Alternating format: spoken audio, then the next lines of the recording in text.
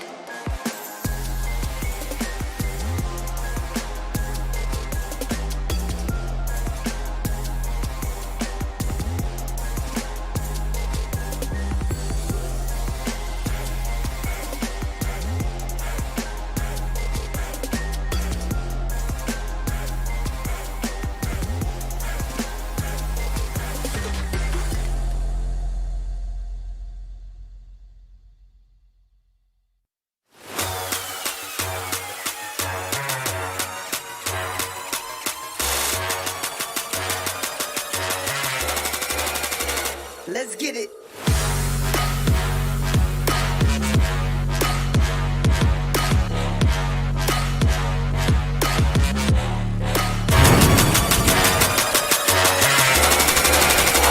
Let's get it.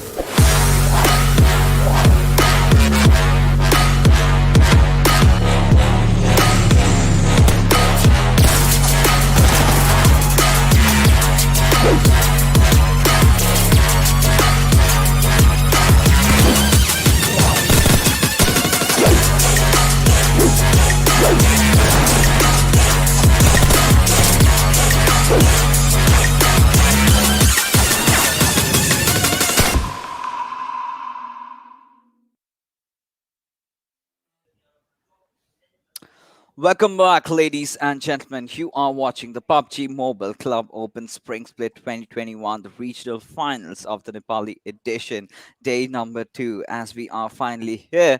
Yesterday, Necro, we did see Team Carnage, dealing their onslaught on all these teams and having that massive 69 points for themselves.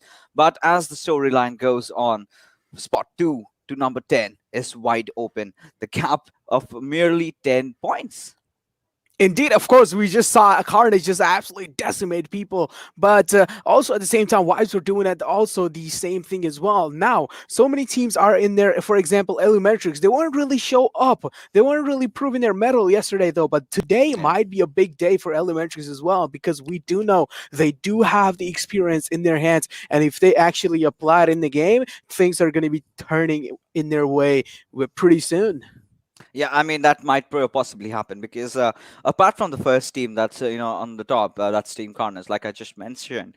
Teams from JyanMaara up until the point team Hype, they do not have a lot of points separating them. Anyone can really be the winner over here, but all these teams are eyeing for one single thing. That is a chance to, of course, participate in the PMPL, the road to PMPL, as we call it, as they have been grinding since a lot of time. It's months and years of grind, and it all comes down to this moment. In the regional finals, you perform and go. 3 teams from the Nepali region are going to be encountering the other teams that we have from GC, of course, Zeus, and the other PMPL invited teams. Indeed, of course. But now, which team is going to be going from the Nepali region? It's going to be the most interesting thing. But now, as taking a look at the prize pool, and it's just going to be like the standard distribution as we all have been seeing since all the days. And of course, the prize pool from the 16th position, from the 11th position to the 32nd position has already been distributed. Yeah, of course. I mean, that has already been done. And, more than the prize money, it's about the pride, a chance to represent your nation on the big stage. And in fact, PMPL is another stepping stone. What their target is, of course, the GC. And we've seen, the teams from Nepali region doing so well, the likes of Abrupt Slayers and DRS, bringing laurels in for their country. But how do they do that? They need to get those points for themselves. So let's take a look at the point distribution system, which has been pretty much standard since the Pro League last time we saw. So kind of a comeback meta. And, this is where, that small disparity exists, right? Had this been the previous point system, we would have seen a huge segregation amongst the teams. Indeed, of course, and as you were talking about, pretty standard meta. But one thing we have been seeing is like Nepali teams just play so safe till the end circles as well. And especially sometimes, they do have to pay off the prize because there are just so many teams surviving in those late circles. We did see just 16 to 16 teams literally being alive till those late circles as well. And this is what is just really interesting to see when those circle is just shrinking down and down and down. It's becoming as small as it can. It just gets like the fight just gets really interesting. And these fights are just happening all over the place, so it's really hard for them to actually focus on one single squad. But now taking a look at the squad roster as well, of course, Team Elementrix that we were talking about, P and crew not really showing that much great of a performance, but still they are on the decent level as well. But overall, all these teams, JyanMaara, we did see Gunner putting on an absolute show for us, and Raw, of course, securing that first chicken dinner in the Erangel. Yeah, after that first chicken dinner, they could not really get into another match, and they kind of lost on a lot of points, which of course did affect their overall standings. But Team Ekta and Team Our Cops, they've certainly looked like they are kind of lost right now. They've not been able to gather those points. The performance that they had pulled off during the group stages, we suddenly witnessing a different Ekta and Team Comp. So today is a time. Yeah. Today is the day when we might see some signs of resurrection, because even in the Bangladeshi region, we did see teams like KSX, even IPGX, they did step up. So today might just be that day where we have all these players, realizing the mistakes that they committed yesterday and working upon it, and maybe coming out with that chicken. It did. I mean, certainly, yeah, they have been gotten so much time since yesterday, and I'm pretty sure they would have watched the WODs again, back again, roll it back again, just making sure what kind of mistakes they made in those rotation and especially overall gameplay that they were actually going through and processing through their mind. And of course, it's going to be so much more important to actually point out your mistakes. I know it's actually hard to point your mistakes out, but if you are going to be managing to do that, of course, that's going to be helping you and your team in securing those positional points and even those kills. But now, if you guys take a look at the overall ranking, of course, Carnage on top. They're securing those massive 2 chicken dinners coming in, and then of course Raw with 1 chicken dinner as well, and then Harame following it up. I mean, if you talk about Carnage, we did see Manish really step it up a bit. I mean, the way he's been clutching squads after squads. It all started in Sanhok when they got the chicken, and it ended in Erangel, which was completely chaotic. But we still cannot rule out, the likes of JyanMaara, another invited team coming in.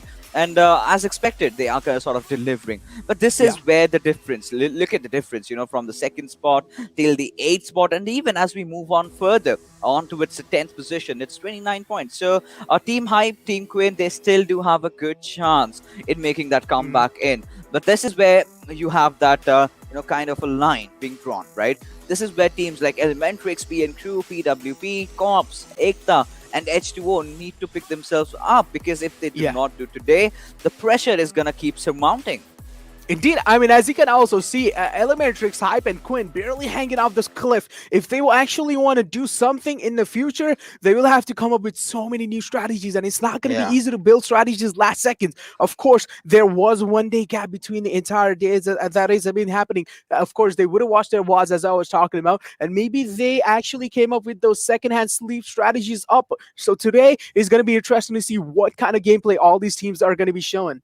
Yeah, of course, that is going to be really important. But before that, let's take a look at Carnage Esports, the kind of Carnage they have been, dealing inside the lobby. I mean, every single player has risen up to the occasion. Of course, Praveen not really having that kind of a start that he wants, but I think today just might be his day. But it was Manish and Snipe all along every single time. These two players just come in, they deal havoc throughout the lobby.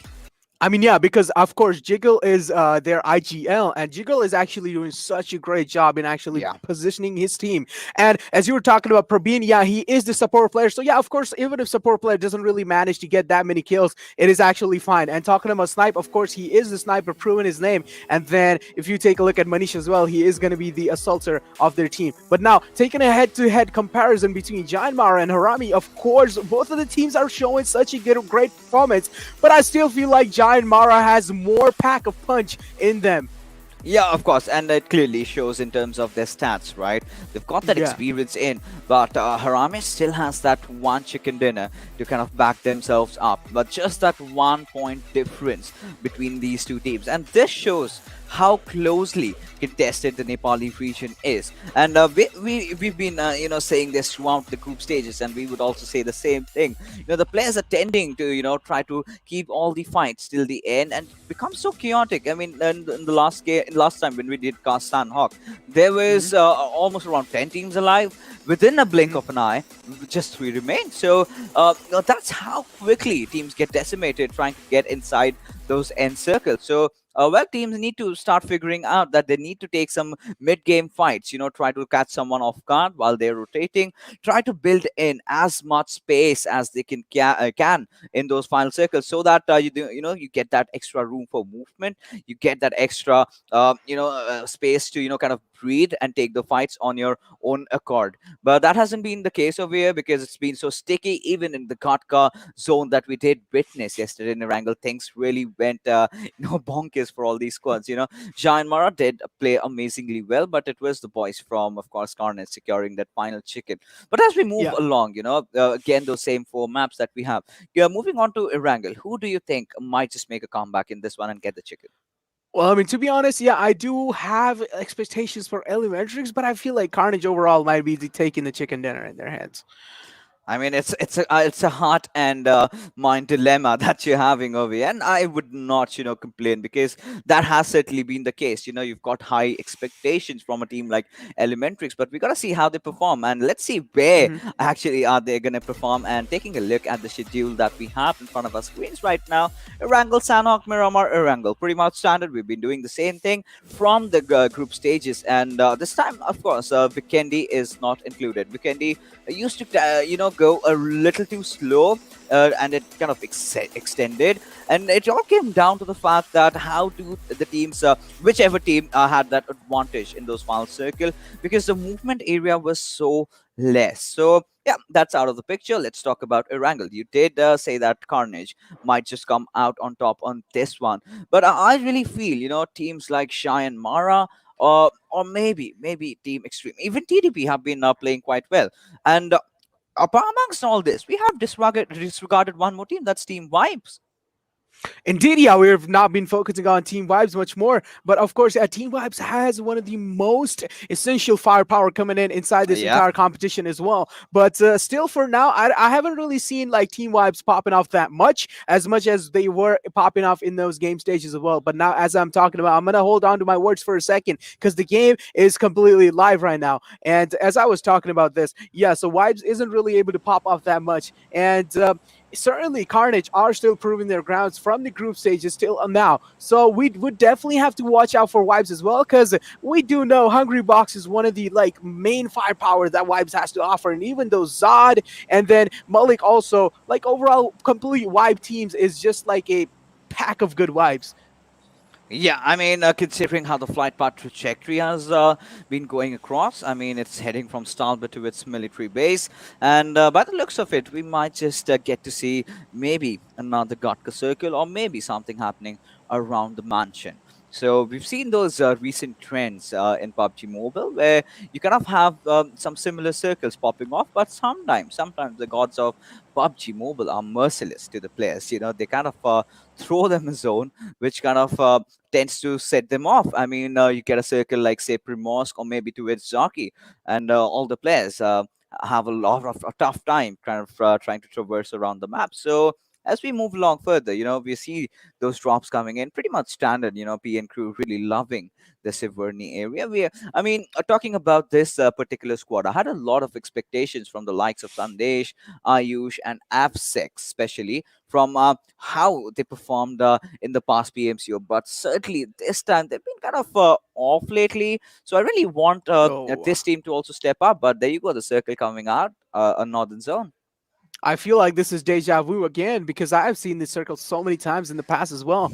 But taking a look at DreamHackers, one of the most like strongest teams, it seems like they're going to be contesting the strong compound as well. It's going to be completely Yasna Polnight cover as well. And I was literally about to say this when the plane fly path was there. I was about to say that Elementrix is 101% going to be going for the military base area, and they literally did the same thing. Of course, cops as well. They just love that Noah area, so cops is just going to be lining up in that Noah area and just going to be completely looting out in that surrounding as well. But overall, just take a look at Hypes at H2o. Seems like they are going to be the relating neighbors, and even PWP over here seems like they are also going to be the neighbor in the Mills of Power. But which team would be coming out on top? Of course, when they are going to be making the rotations, the fight might be happening anytime soon. But overall, taking a look at JMX as well, you had your eyes on the entire team as well. Gunner seems like he is too separated from his pack, and he certainly needs to retreat back to his pack as well. But yeah, one more team we didn't really focus on was Hype. Now, yeah, Hype isn't really able to show up. Yeah, I agree, but I still feel like Hype does have that factor in them. Hype does have that factor in them where they can actually pop off and try their best to just get across the situations they might be put into. I mean, of course, in a Team Hype, one of the OG squads of this particular region, of course, leaded by the great and mighty Gurkha. And, they just need to channel their Gurkhali spirits, call upon the Gurkhali gods. And, that's when Team Hype is going to make a comeback. We did see them, trying to qualify, and they did, of course, in the last final day of the group stage. But after that, they've been kind of shunned down. They've been kind kind of silent. They're trying, but again, being caught in very precarious positions, and things tend to get really sour for them as they try to traverse around. So the rotations have always been one of those major problems for Team Hype, and positioning during the fights that has been kind of off as well. So today might be the day when they start redeeming themselves, but we just have to let the game speak for itself. Indeed, we just have to let the game speak for itself. But like spectating Yaku there seems like he's going to be rocking a Car 98 this time. And I haven't really seen any of the teams actually go for the Car 98 lately. If he's actually going to be sticking to that weapon for the late game as well, it's going to be interesting to see. Now, overall, taking a look at the entire PN crew, seems like they do have a really good position as on circle. If they keep on maintaining playing like that, of course, one of the PN crew member is just completely far away from them, kind of separated, but not really far enough because the entire team of PN crew is still in the Suverny area, so it's not really far enough there. Even if they get in trouble, they can just be rotating with the vehicles. But of course, it also depends on if they have been contesting the vehicles early on or not. But it's situation like these where the zone is just absolutely favoring you, and even the gods and the stars are just on your way. There's a higher chance of your team actually contesting the middle of the circle really easily without any issues, and even for you to actually get the chicken dinner shouldn't be a really big deal. I mean, this game is going to be pretty good in terms of the players of, if you take a look at PN Crew, right? So PN Crew definitely might have a good chance at this one, considering they dropped off at Siverny, but H2o. This is also one of those teams, that we did see some sparks, but they're dead last in the bottom. So they need to find themselves back. They need to recollect and, get into the games with a fresh mind or with a fresh outlook as to how they want to proceed, because right now what they're really trying to do is an early rotation, which is really good from what I might consider. Right beside them was Team Vibes, and they are trading a few shots here and there, and it's the mean man Hungry Box himself, and usually 90% out of 100 he does not really let go of all these shots, right? So now Team Vibes somehow have led the players of H2O Escape, but let's see as to how are H2O going to perform in this one. Still H2O were in a heavy cover of fire, but still Freak managing to barely survive and get away with it. But now just take a look at the rotations that are coming inside the circle so late on, and hopefully they are not going to get contested, because PWP definitely needs those survival points coming up for themselves. And yeah, dude, they do have like 4 different vehicles or 4 different men, which sometimes does work out in your favor as well. But like sometimes it also doesn't work out in your favor, because it just really gives a lot of position away from your team. When you're just going to be seeing those 4 vehicles rotating in, you're going to be like, oh yeah, like these guys are probably going to be contesting this kind of compound over here, and it's just like gets really easy for you to guess over there. So I don't really know if like contesting those 4 vehicles is a good job or good idea. But overall, if you take a look at in those statistical points, of course, it does provide more cover in the end circle. If the zone is going to be in the open grounds, then the vehicles does provide you much more cover than you expect. Yeah, absolutely. Now, if you take a look at the boys from JyanMaara, they've started their rotation pretty early on, and they've started taking control over those hilly slopes that we have, right? And Wang, he's just, going across the map along with his teammates, and JyanMaara do have that experience. They've played the PMPLs, they've played all the PMCOs, the local Nepali tournaments, and they know how this meta really works. And they're finding themselves really comfortable in the second spot, but the cushion is certainly not there. One bad game and they might directly drop off to say like the 7th or 8th position, so they need to be on their toes consistently. But that's not the case with Team Carnage. Sitting at 69 points, they're doing so very well. I mean, even if they have one bad game, they can still afford to retain that top spot. But at the same time, if they kind of continue performing bad, which I highly likely doubt is going to happen, then they might just slip off. Indeed, but now taking a look at the entire roster they have to offer over here, seems like they are going to be in a really open ground, especially Shaw over there. I mean, yeah, the rest of the Raw squad does have that compound going in, but I feel like Shaw's should still be a little bit careful take regarding his position because that man is just out in the open. He might just get contested by anyone anytime, and seems like Sada is going to be refueling the vehicle. I haven't really seen that in a long time. And overall, now the first care package seems like it is going to be in. But one more team that I really want to focus on is going to be DreamHackers. Now, Yeah. they are trying their best to actually show that consistent performance in there. But yeah, sometimes they are able to do that, sometimes they're not. And as we would take a look at the airdrop as well, it's going to be the M249, the lawn mower, as I like to call it. But yeah, getting back towards DreamHackers, yeah, sometimes they are not really gonna be able to like contest those compounds for themselves, getting in those late games. But yeah, they are trying their best to like deliver the consistent performance for their fans.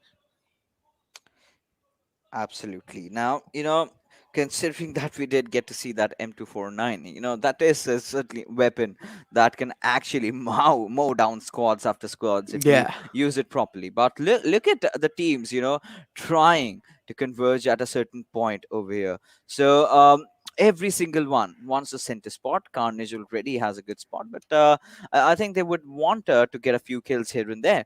JyanMaara still on the northern side. We can see the players of PWP, in fact, Hanuel. So PWP was also having quite a tough run up until the point, in the final game of Erangel, they kind of showed signs of resurrection.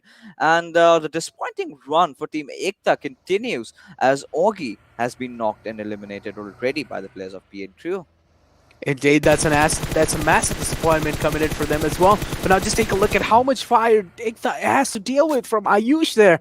And actually a really good spray coming in from him. Like even I managed to get that one single hit in that distance is just an absolute wonders coming in from this man as well. But now it seems like overall PN Crew does have a really, really, really good position inside the circle. And if they manage to just hold it off till the late games as well, they might be able to do it. But now they will have to, of course, worry about their backlines as well sometimes, and even worry about their front lines as well. And this is where most of the teams do get pinned in situation like those, and this is where you need to actually watch out and make sure the position you are keeping yourself in, you're secure from all the directions. Yeah, absolutely. Now this is the day where Killer needs to find his rhythm back. We know he is cold-blooded, ruthless killer. He's shown signs of that in the past, but he's certainly been off lately. And this is what team comps need: some aggressive, good killer, fracking chicken dinner, and they might just get right back into the competition. Because if they tend to falter out today, the difference is going to be so surmounting that it's going to be really difficult to try to make it into the top three by the end of the regional finals. But now, well, we do see a few frags here and there. Of course, Susan taking down Odyssey out of GRHP, kind of fending the players over here of high voltage off. Indeed, High Voltage seems like they are just going to be backing off now. Just take a look at Jiggle over here, getting a massive knock onto Assassin. Beautiful shot coming in from Jiggle. Of course, the IGL of Carnage. And it seems like they are still not going to be able to do much, though, as Assassin is behind the vehicle and is covered. But his teammates are certainly not going to be waiting for him anytime soon. And the kill confirm is going to be coming in through from Rabin there. But yeah, just absolute backline flank coming in. Just a massive flank coming in from Carnage overall. And just the way these guys process the games through their minds is just an absolute fascinating thing to watch for me all the time. And these guys just always motivate me to actually try and copy their strategies. Just the way these guys play is just such a absolute like creativity. Yeah, I mean it's a delight to watch these Yeah. lads play and perform, right? Take a But look at now, the circle. yeah, I mean this is a Oh curveball my that we've been god. talking about. Now look at the teams that the splash of colors that are gonna rotate throughout. Now Siverni's northern side, the eastern side of Siverni, as we can speak of, is wide open. We've got those slopey areas from the western side of Stalba still in contention. You've got a few compounds here and there, and the teams are actually trying to rotate around it. So what I really like from Team Vibes is they're taking that edgy route to get in and find a good position. So every single team is focusing on the rotation, trying to avoid as many fights as possible because it's 13 minutes in and we are yet to see a squad completely wiped out. Indeed, Rashal seems like he is not really having a great time as he's being knocked out from PWP Reaper there. And just take a look at how much damage, how Havoc is taking. The damage on this man has been taken so much that he's barely surviving. I feel like he should stop his car, get behind it, and try to heal himself as much as he can. But he's still going to be driving off. He's not going to stop anytime soon. But certainly he will have to stop. Yep, and this is exactly what I was saying. If one bullet managed to hit Havoc there, he would be unlucky enough to just get knocked instantly. But seems like GRHV overall is trying to contest a really good compound for themselves. And just take a look at what is going on with TDP as well. PWP is certainly causing so much trouble for them. And just take a look at the player in the backlines. It's going to be goalie all the way in the open field. And there are some rotations as well going in from goalie's backlines as well. But certainly they are not going to be stopping and capitalizing onto his position anytime soon, because goalie certainly is not making much of a sound. And let's just take a look at what Paku is trying to do here. He is trying to break the entire cover that goalie has for himself. Well, we do see the players of TDP Yaku trying to, launch some bullets into the heads of his enemies. However, TDP Sugar, one of those players, the biggest names in the Nepali region so far. And we've got our eyes on them as we finally see a squad ramming in, and that's the boys from Team Comps. And Applix, he's got to do something. He's got to capitalize on that situation and run a blaster with a beautiful nade, knocking down his own players in the process as well. But still somehow taking down the boys from H2o. And we'll manage to get that res onto its killer pretty soon. This is a very, very small compound to play along with. But seems like Team Comps have managed to get the job done. Indeed, yeah, unfortunate turn of events coming in for Freak. He definitely wanted to contest the compound, but didn't have enough info about the compound as well. And Cops is just going to be taking that opportunity into their hands, and they're certainly not going to be missing any shots onto him, and it's going to be taking him down without any troubles. But just take a look at what kind of position this man is offering for himself and his team. In the back line, is just going to be providing that cover with that sniper. Is he going to be able to hit any shots onto them, though? Is he going to be able to spot H2o? And doesn't really seem like they're going to be peeking into his scope, but certainly the rotation from Wrath is coming to his team, and seems like he is going to be stopping on those shorelines as well. And he is going to be using that ridge for his cover as well. Now, it seems like Summer does capitalize onto Wrath's position and going to be trying to throw the nades, but of course, he doesn't really realize one thing, that Wrath is just way far behind. And the only thing Summer was able to hear was Wrath's car stopping into close lines as well. But those nades certainly are not going to be connecting onto anyone, because Cop's team is just way far behind. Yeah, that they certainly are. Now, the players of H2o, I mean, they've already lost out on Freak and Applix. They could have done a lot in that particular fight. One good Molotov or maybe one good grenade from the players, especially from Applix, could have gotten the job done. But we do see the players of Raw locking horns with Team Harame, and damage is done here and there, and it's the last player, Susan, trying to survive. He'll of course try to get that revive onto it. Sada, their IGL, who's been taken out. Of course, Bishal, he is out of the equation. He's no more alive in the lobby at least. And Fragboy, I think he's in a kind of a precarious position. It's going to be a really tough task. But as we can speak, a lot of fights are happening here and there. Team Elementrix even taking heavy beating from the boys from a team Vibe, and then are also retaliating in fashion. And again, they are engaging against another team, that's Team Hype. So many teams, they're all contending for those spots. But we can see some flurry of grenades coming up by some on towards the players of Team Cops, as the nades do not really connect. Indeed, the nades are not going to be connecting, but just take a look at the Ruthless aggression coming in from PM there. He's going to be pushing the Ruthless aggressive warriors indeed with the Ruthless aggression, and doesn't really seem like he is going to be taking any damage, but certainly is going to get completely contested by Susan. Beautiful way of play over there. Got on the buggy in the back over there and just completely took him down. And now he does have a really massive job onto himself to revive the teammates, but certainly is not going to be possible for himself. But just take a look at Legend. This man just completely ran the vehicle onto Susan, but Susan's still going to be managing to heal himself. But is he going to be able to capitalize on Legend's position? No, finally, going to be taking Legend down as well. PN is falling onto their knees. Yeah, they certainly are. And right now, Susan, look at this man. He's doing so much damage. And Team PNQ, one after the other, they are just falling down like a stack of dominoes. But elsewhere, we have the boys of Team Hype kind of pushing onto the players of GRHV. Those grenades being lobbed off. But Susan on the back lines, he is not giving up. It's a domination spree going in for this lad. But Gurkha connecting that grenade onto its Havoc and making him meet his maker out there. Indeed, they are going to be doing that, certainly. But now, just take a look at what is going on. This is what I'm exactly talking about. The elimination, the first elimination in the game coming in, it's going to be GRHV. But PN certainly down so bad. They only have one more man alive, which is going to be Sandesh. He's still going to be getting the res onto his teammate, but is he going to be able to stay alive for a long time? As Susan is just right there in the front lines. How long is Susan going to be able to capitalize on that position? And how long is going to be Susan staying behind that smokes? Is going to be interesting to see, because the smokes are surely not going to be staying there for a really long time. He will have to move around and change the location, but let's just see how is he going to be playing the situation out. I mean, right now, this lad from Ruthless Aggressive Warriors, he's been doing so much. Quite contrary to his name, he's been an absolute killer. But here we have Team Cops. I mean, Maski, we've got high expectations from him.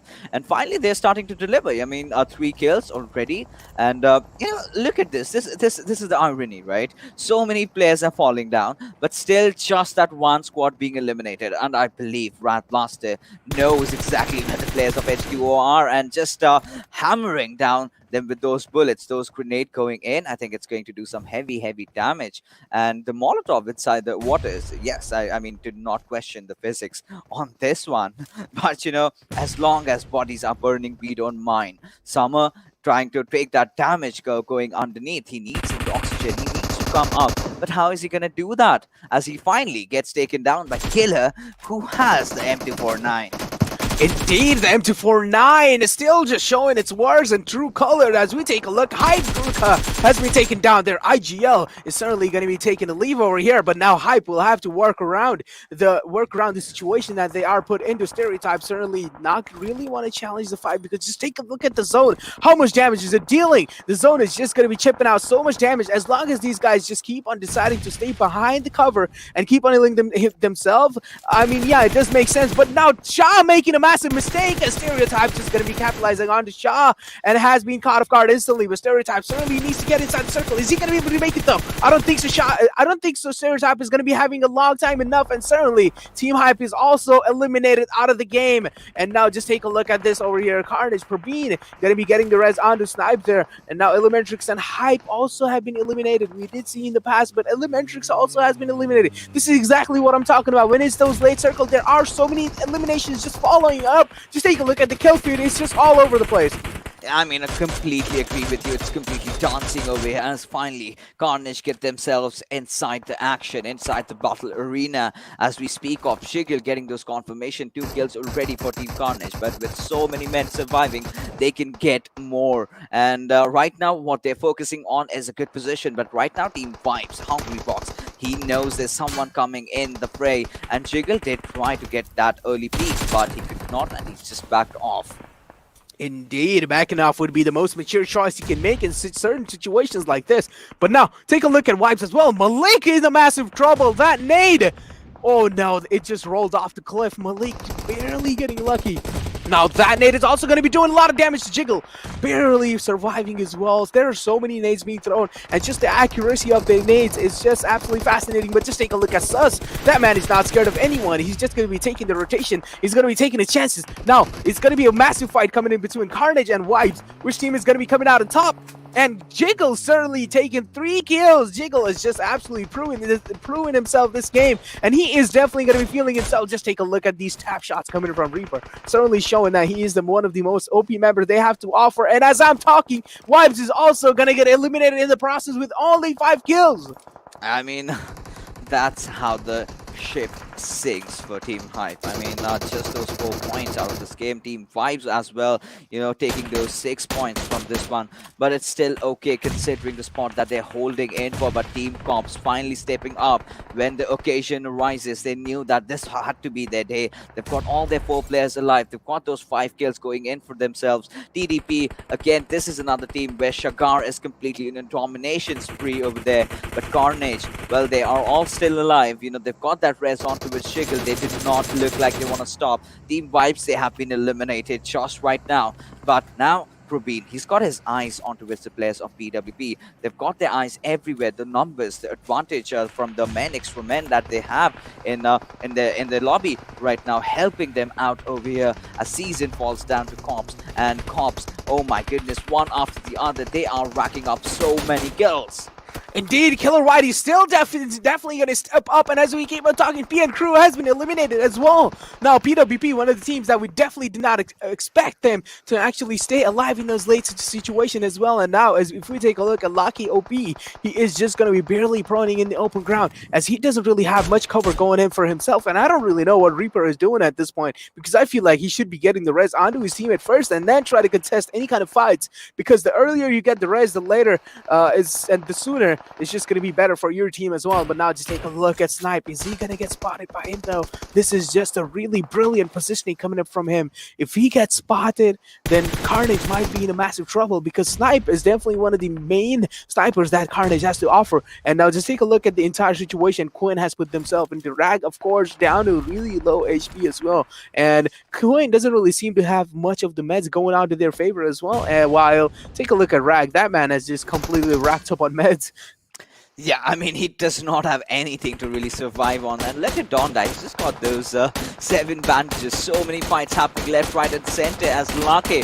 Beautiful M16 shots connecting and securing those essential kill points, and in the process also wiping out the squad. Of course, that will be TDP's Gangsta who puts the final nail in the coffin. And well, TDP again with those 6 kills. Team Cops, they're doing fairly well on right now. Team Carnage, they're in a bit of a pickle, because Reaper has certainly spotted them out. Snipe YT taking some heavy damage over here, but still somehow managing to survive, as we can see Masky getting that beautiful frag, but getting instantly taken off from elsewhere. Indeed. But now, of course, there are going to be so many third parties coming in as well. But just take a look at Gangsta unloading his max on Cops, but not really able to secure any kind of knockdown onto them, though. They're barely surviving onto their knees, but beautiful shots coming in from Reaper. Certainly proving his mettle, and going to be taking one of the member down from Carnage. Now, Carnage are certainly in a little bit of trouble, but just take a look at what is happening over here. Rana going to be spotting that little head from Yaku, but not really going to be able to find any kind of shots there. But just take a look at Reaper. Reaper seems to be having a really tough time in that compound. Gonna get knocked instantly. And just take a look at Gangsta as well. He's gonna be spotting some of the members, and one has been taken down for Gangsta. Killer YT is gonna be another one, and as I'm talking about, he is also going down in the process. Gangsta is just absolutely mowing with the AK. I mean, of course, he's doing such an amazing job out there. And this time it's a glass cannon, Uzi. But Carnage, they are not looking like they want to stop, completely shutting down the players of PWP right on their path as they try to rotate, blowing up their vehicles. But TDP, they have that advantage. They have that high ground advantage against the Carnage. But against a team like this, that's not going to matter, because look at them. The pressers are the ones who are going aggressive over here. TDP, they're doing a really decent job at trying to fend the attack off, but not enough. As Manish, he does not want to stop away. He's feeling himself. But what I really love from TDP is Gangsta's position, building that flank angle in a very, very crucial time. That might just be the game changer. Oh, take a look at the massive nade. Going to be taking down Yaku, but now IRS, who is also in a really critical situation. And Carnage is going to be coming out on top with a massive chicken dinner. Wow. Carnage. Back to back, as we can call it, because they ended things in with a chicken yesterday, and they are starting off with a chicken again with 11 kills and getting 26 points out of this one. My oh my, how do they do this? They have sort of figured out the Nepali region meta over here and completely establishing their domination. And a lot of There. mistakes were, of course, made by the players of TDP over there. I mean, they had the high ground. They also had those utilities to back them up. Gangsta had taken really good flank position, but he sort of revealed himself too early, which I felt was the cause of demise for himself over there. But had he just held on for a bit longer, had he just let the players of Carnage to really push in, I think this fight could have pretty much gone on equal stages, because there was this moment. Yeah, of course, Team Carnage did get that first nade knock, but that was not the end of the world for them, because the moment they started pushing in, Gangsta had the perfect angle, but he kind of revealed himself too much, and he was also taken down, and that's where the Titanic really sinked in for TDP. But again, we've got to give huge props to these lads. They are trying to be consistent over here. But let's take a look at who the MVP of this game is going to be. I mean, I don't really know what to say anymore because Carnage is just so good, and this team has to be one of the most consistent team that I've been seeing in the past, and even in the future, probably I will be seeing that team. But now just take a look at TDP Gangsta over here, proving himself out and showing that he is the actual gangster, and showing that he has those 5 kills with 761 damage and 93 healing done as well. Gangsta has been doing an absolutely great job, but overall, Carnage, I don't really know. It seems like Carnage have actually managed to crack the code of Nepali region. Yeah, they certainly have managed to do so. But Gangsta and his ways of playing, he loves that SMG. He loves to go up close and personal. Yesterday or the day before, we saw him, wreaking havoc with that Tommy gun. This time, however, he was just wiping down squads with that Uzi. So this is a player that loves to play with those SMGs, and he has shown that to us very, very clearly. But now moving along, a lot of different teams are trying to perform. Team Vibes also were in a quite a precarious position to be getting caught off guard, and they could not really do much. They were wiped out pretty early on, just getting mere 6 points out of this game. But as we take a look at the top players, it's Gangsta, Jekyll, Susan, and Runner Blaster. Yeah, this is a really good game coming in from the boys from Team Cops. Indeed, a massive game coming from them as well. And Raw, we did see them fighting and struggling till the end there, but certainly they did just crumble down on their knees. But overall performance, if we keep on talking, yeah, they're literally hats off to Carnage Jiggle there. Of course, IGLing, and at the same time, you do have so much pressure. You do want to set your team inside the circle, and in that process, also managing to take those massive 5 number of kills is just an absolute fascinating and iconic thing for Jiggle itself. I mean, not just that. Take a look at Susan, that guy. He was this loads survivor, but he just went after squads and squads. But as we take a look at the match summary, Jiggle, of course, coming out with the highest kills, and Pepin from Carnage dealing the most assists. And the Flash Sugar will get that longest distance kill. And pretty much standard. And, it's been TDP and Carnage all along in this game. But then again, we come back to the same thing, and we are actually sounding like broken records over here. But the fact that the teams are not engaging early on amongst themselves in situations where they could really force some fights, rather trying to survive till the end, is sort of being a cause for the demise, because they're not getting good positions inside the circle, and that's hurting them. The moment they try to get in, someone is already present, and you could have tried to avoid that by taking some early fights. You need to have that mental strength to just go in and execute your fights on. But there you go, the match ranking coming out, Carnage again on top. Indeed, of course, Carnage is just going to be on the top all the time. And of course, yeah, as long as Carnage is going to be managing to freeze their spots onto those overall leaderboards on the top position, Carnage, I don't really feel like they're going to be taking a breath of fresh air for themselves, because they still want to try as hard as they can to successfully manage to contest that top spot in the leaderboards. But overall, as you were talking about Vibe, yeah, of course, yeah, they're not really able to show themselves off, and even DreamHackers this time weren't really able to show. But yeah, we cannot really judge the situation on the early basis anymore, because there are still the future games coming in. We still have 3 games going in the future. Yeah, I mean, considering how these teams have been playing, JyanMaara, taking an early exit. This is going to affect the overall standings a lot, to be honest. But as we will be taking a look at our Oppo moments, we'll have a better idea as to how these teams really perform. But few highlight moments, of course, for me. Definitely the one where Susan was, hiding himself in a shroud of smoke. That has to be my Oppo moment, and also as well as this one. I mean, Rana Blaster did not really intend to take out Killer, but he actually did. Indeed, yeah, he did. But now over here, this position also, now a massive mistake coming in from Shah as well. He did step out of the cover before Stereotype did, but massive patience coming in from Stereotype as well. That man was just not stepping out of his cover, but then later on did get contested by the zone, because certainly making those late rotation is going to be costing you anytime soon. But overall, yeah, the teams were just so many, there were just so many like third parties going on in the process as well, and there was just overall so much like deliverance coming in from this team. And yeah, of course, the display of skills in the Nepal region, of course, we have been seeing is just an absolute fascinating thing to witness overall. Yeah, of course. And look at Gangsta. This is the part that I was talking about. He was so calm. He was so composed. But at the end, Snipe did not really have to do anything. He had his shop cut out for him, and it was Manish. When time comes, every single player of Team Carnage really steps up to the fray. And this is the first PMCO. They certainly aren't making it feel like that, giving the big team a run for the money. But now we're definitely going to have a look at the damage graph that we have building up for ourselves, and it's the top 4 teams sort of dominating the charts. Indeed, of course, it's going to be Carnage, then TDP, then PWP, and then Cops. And of course, Cops, one of the big teams, and we did see Killer step up a little bit in those mid-game progresses, but still not stepping up enough to actually show that beastly performance again.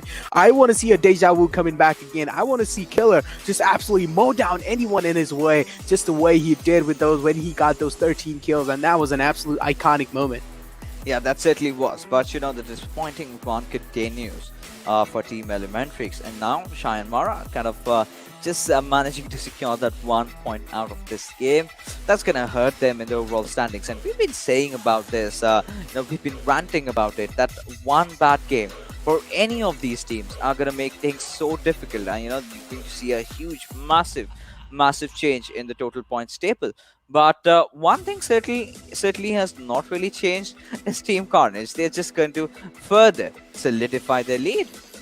Indeed, they will be further solidifying their lead, and just like in those Bangladeshi region, as you remember, Blood Legion has solidified their lead on the top position. I feel like over here it's going to be Carnage just going to be freezing that spot on the top position for themselves, and then the other teams are going to be following it up. But one team I really want to step up here on the leaderboards is going to be Vibes. Yeah, of course we know they do have it in them, and Vibes are certainly on the third spot. Yeah, but what do I really want to see here is a massive competition coming up between Vibes and Carnage, because it's just so interesting to see all the time. Especially I want to see Vibe get around like somewhere close to 90 points at least, and then when it's like really close between Carnage and Vibes, this is when the actual competition starts. This is when the actual fun starts, and this is when the actual thrill builds around the players of Carnage and even Vibes.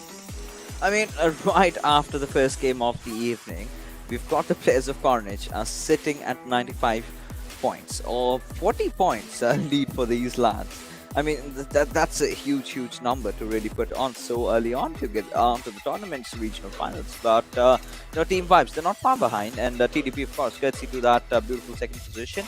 They find themselves in the second spot, so as long as you're in the top 3, you're good to go. But you need to have that points difference over here.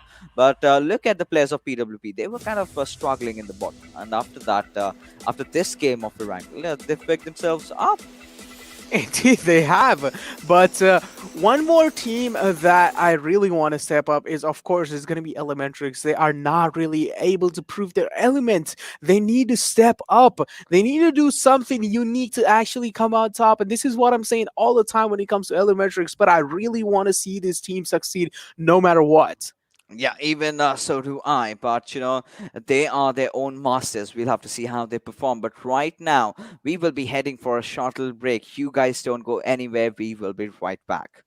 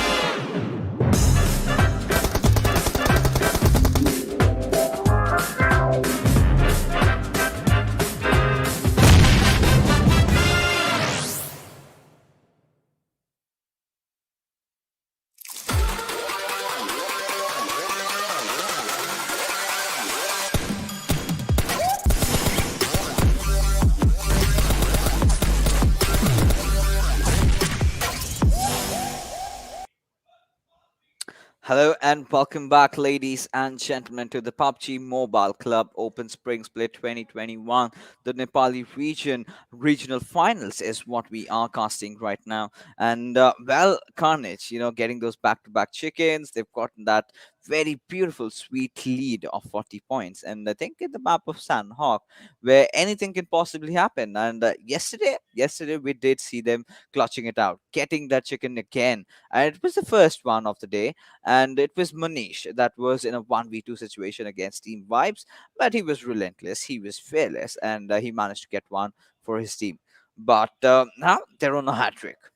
Now, if they get this one, it's going to be three back to back. So, do you think they can do it? Yeah, they can. Of course, they do have the potential. I know. We all know how they play. Of course, they do have the potential. But now, one thing all these teams are also going to be realizing is that they need to tackle Carnage down no matter what. Because they are taking too many points. And of course, if they're going to be seeing Carnage anywhere in the kill feed, of course, I feel like some teams will actually try to track down their location where the sound is coming from and actually go and try to hunt them down.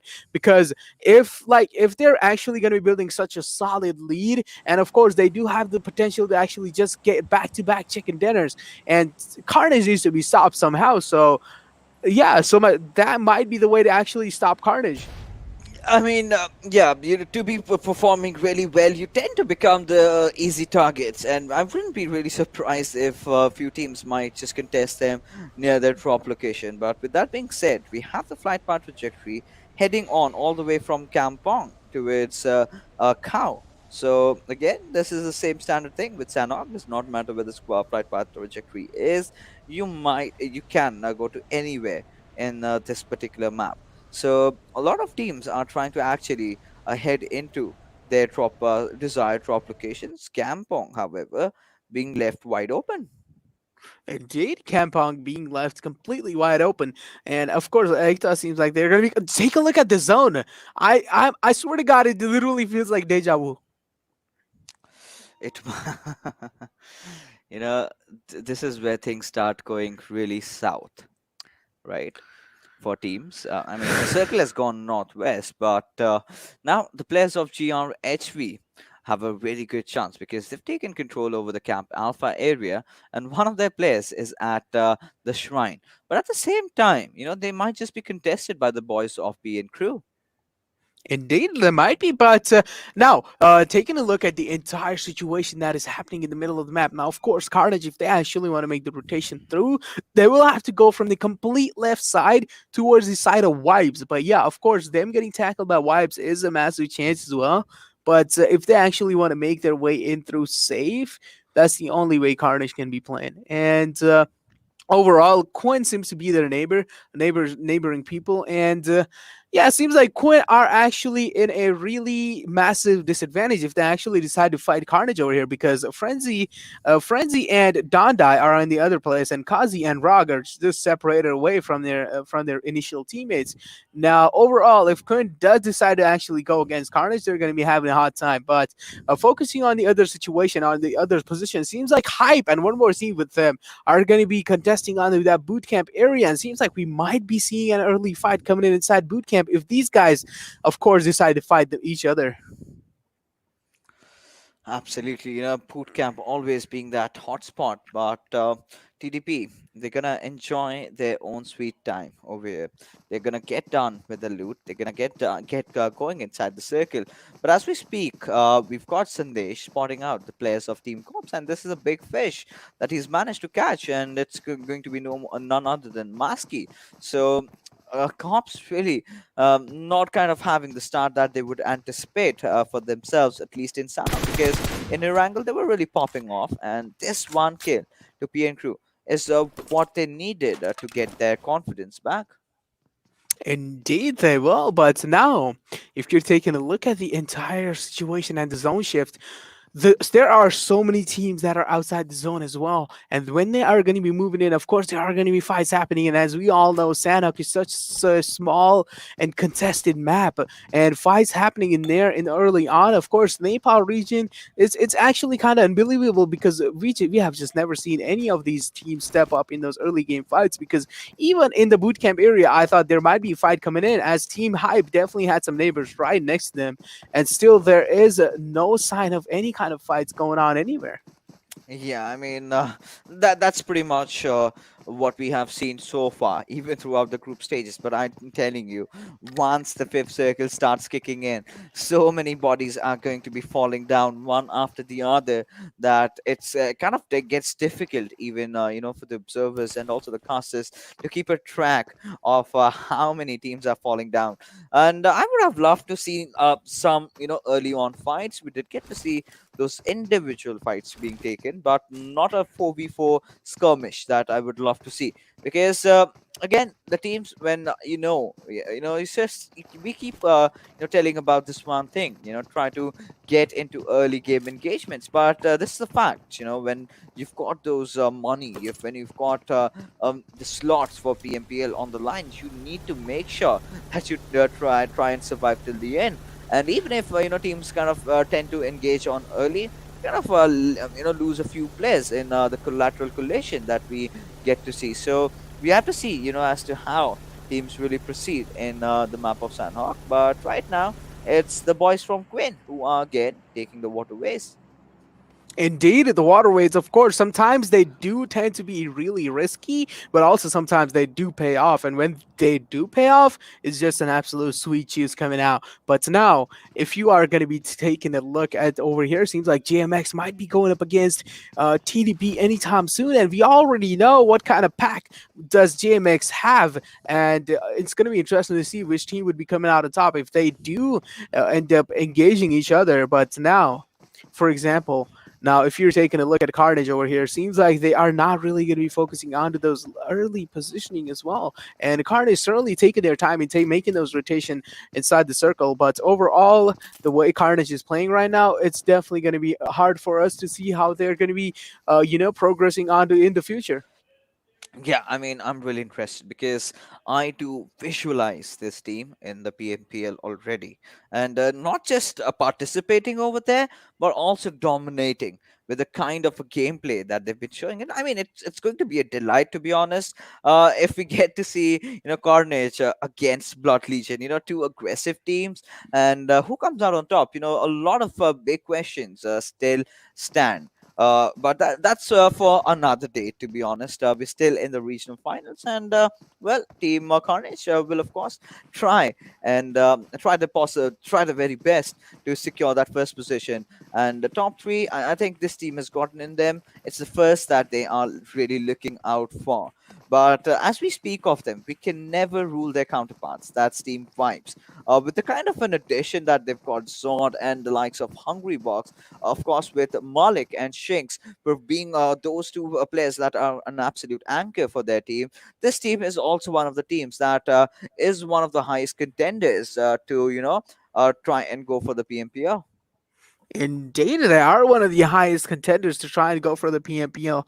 But now just take a look at how passive the entire TDP squad is. And this is what I'm talking about. Like when they are in those late game situations as well, they just do not want to challenge fight no matter what, like any of the teams. But finally, seems like there is a fight breaking down. It's going to be between Team Wipes and GRHW. And the first knockdown that is going to be happening on it's going to be Team Wipes. And Hungry Box is certainly going to get down as well. But there is another team closing on in the back line. It's going to be RAW. Are they going to be able to capitalize on Wipe's position? No. It's going to be interesting to see. While Cooney is just an absolute man who is thriving for that blood as well, but certainly is going to be making a really mature decision to actually back off and not challenge the fight anymore, because realizing that you're going up against Wipes all by yourself is definitely a little bit of scary situation overall. It certainly is really scary, but right now, this is a team that has the performance. We have seen them. In fact, I have seen these lads when they were just high voltage. Considering such good performance in the PMCO last time around, where they were the underdogs, then qualifying and playing so well during the PMPL, they've come a long way. And now, being the old guards over here, the heavy hitters, they've been having their good matches and their bad matches. But today, they also need to do something to, try and get to the top four position. So they've got that potential, they've got the caliber, they've got the players, and it's just the matter of fact as to when are they going to start popping off, because Assassin and Doki, two of these prolific players, I know that they can do bigger things. They have done it in the past. It's just the question as to when are they going to start doing it. Indeed, when are they going to be start doing it? It's going to be a massive question that I'm going to be wondering as well. But just take a look at what kind of rotation Quinn is making. Going to be utilizing the entire waterway for themselves. Of course, they're going to be having that boat going in as well. But imagine if they do get contested by the team that is right on the shores, and even DreamHackers, they're going to be having such a massive trouble and time over there. Because indeed, when they actually try to step out the boat, it's either going to be near DreamHackers or either going to be near the entire Hatian area. And when they are going to be stepping outside the boat, they are definitely going to get welcomed by each and every squad that is just on the shores. They certainly are going to be, exposed.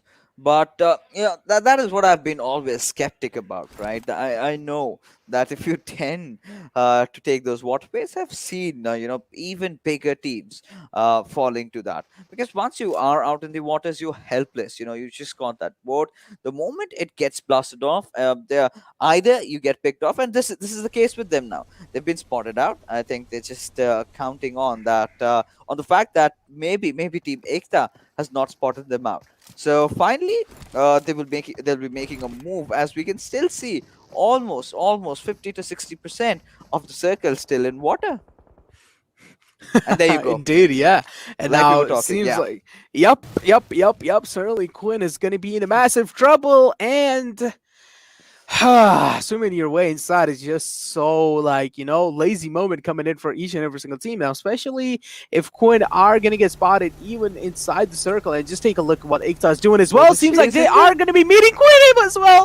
Oh my god, this might be the most interesting moment that I've been waiting for since a long time. It seems like Quinn do not really want to get spotted in the process as well, but Ekta seems like they have capitalized onto Quinn's position as well. They're gonna be spotting Kazi, and Kazi is certainly gonna get spotted as well, but they do not still know where the entire Queen is.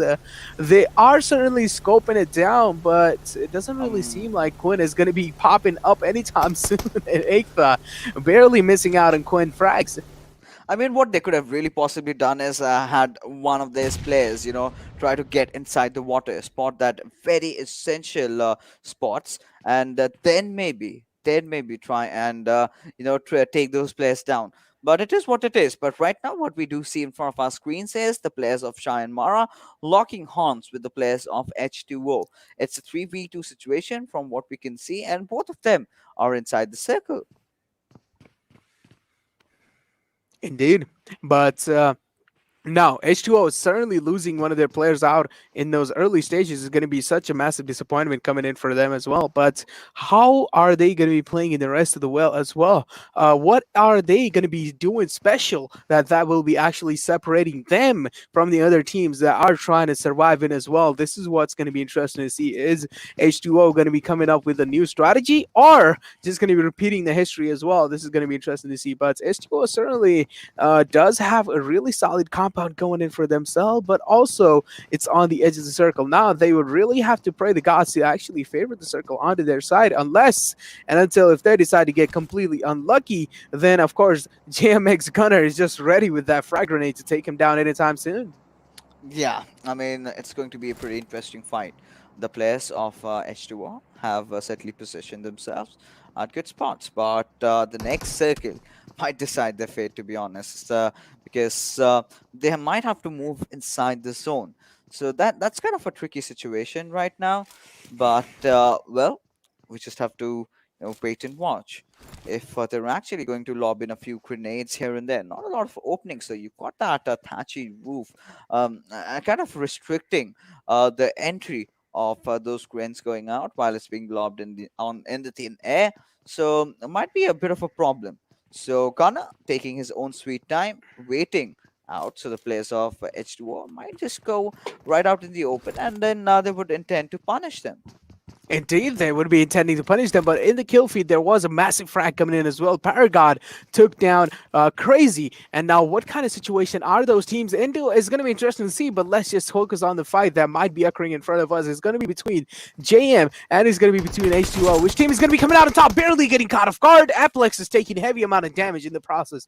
Now, how is he going to be healing himself? It's going to be interesting to see as well. Just take a look at Gunnar. He is ready with that massive nade on his way, but is the nade going to be connecting onto Aplex's though? Because Aplex's is definitely like, just contested behind that small shack, and Gunnar does have his eye on him with that third person view, but is he going to be able to do much though? Let's just see how Aplex's is going to get outside from this tricky situation. Gunnar is still ready with that massive frag grenade. He might be throwing it anytime soon, but yeah, he just overcooked it. Yeah, he certainly did, and it did not really connect as we finally again come down to a stalemate that we are really witnessing from these teams over here. We are yet to see the players of JyanMaara make some movement here and there, but that's not the case anymore. And now the circle, like we've been talking about, has finally shifted. So they need to make their move, and JyanMaara need to pick up their fights. So we can see from the far off fray, they're getting that crucial cover fire. But this is where, oh my goodness, Mr. Toby, he makes a huge mistake. Aplex, of course, being spotted out. Now, JyanMaara is mercilessly, ruthlessly hunting them down. Indeed, JM Gunner is going to be just staying in the back lines and going to be catching that rotation off guard as Toby made a massive mistake, and those nades are certainly not doing enough, while JyanMaara's nade execution seems like pretty poor. But overall, just take a look at how JM is actually capitalizing on the entire squad of H2o, and the aggression is coming in. It seems like Extreme is going to be pushing in from the left side as well. Mr. Toby trying to get the res onto Aplex is finally going to be stopping the res and getting completely capitalized behind that shack. Toby finally going down, and it's all down to Freak. And that's going to be a massive elimination coming in onto H2o. Beautiful plays coming in from JM. Yeah, absolutely. So right now, JyanMaara, what an amazing outing from these lads. But they still have to get inside the circle.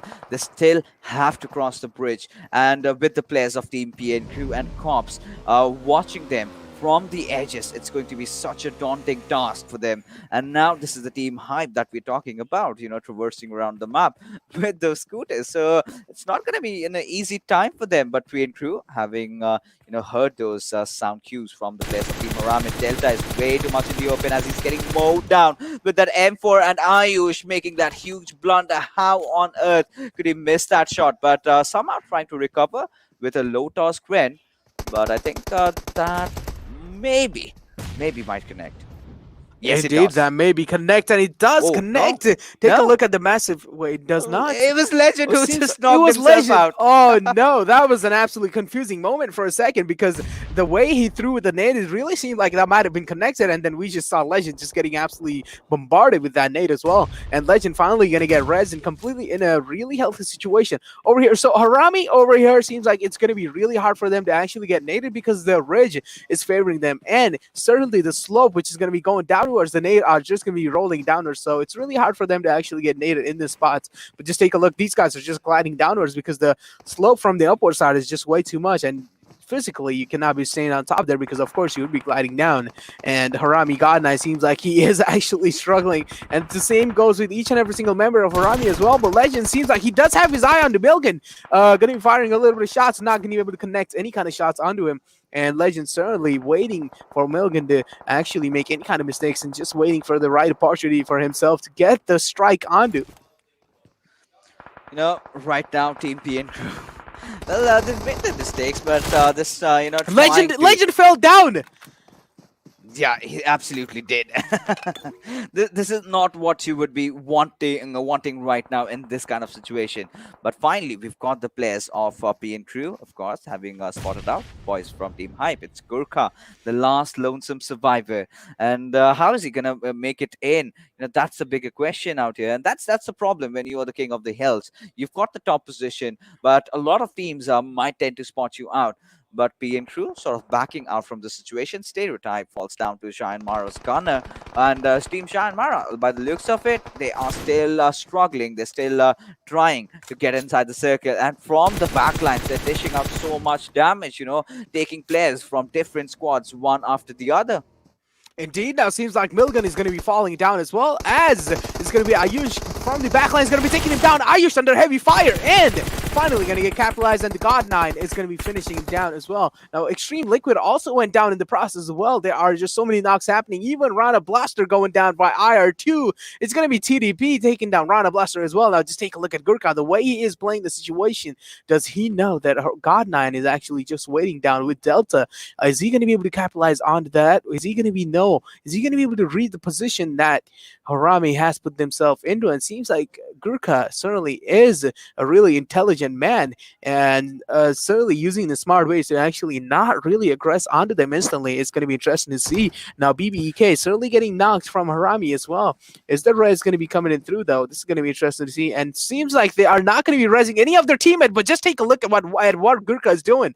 Absolutely smart plays coming in from this man, and he's just going to be mowing down all the guys that are in the open. Delta certainly taking a lot of fire in the open as well, and even the zone damage is just way too much for them to handle. God9 going down in the process. Now Gurkha going to be popping that first hit just to get himself that extra HP advantage, and he also going to be finishing the kill that he needed to finish, and finally going to be backing off, getting the first hit off as well. He knows that it's a lost cause. All he can do is try to get those extra kill points for himself.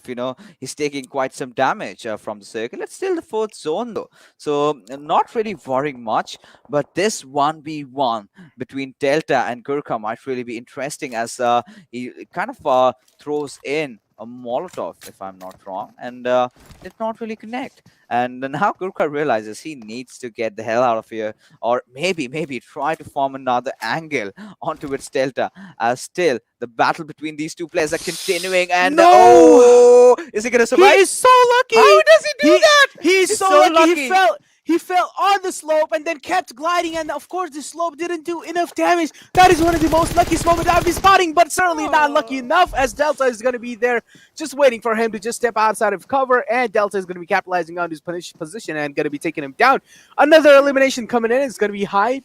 Going to be following it up. Now just take a look at even Killer YT. Seems like he's finally going to get finished up, and now even Wrath Blaster going down as well. In the process, Team Cops has been eliminated, and TDP Yaku certainly seems like not going to be able to withstand his own damage, and Yaku also going down the zone.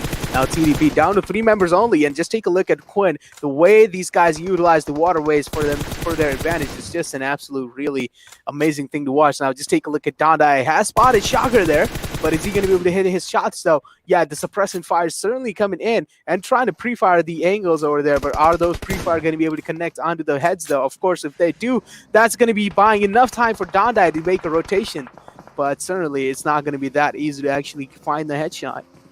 Yeah, it's certainly not.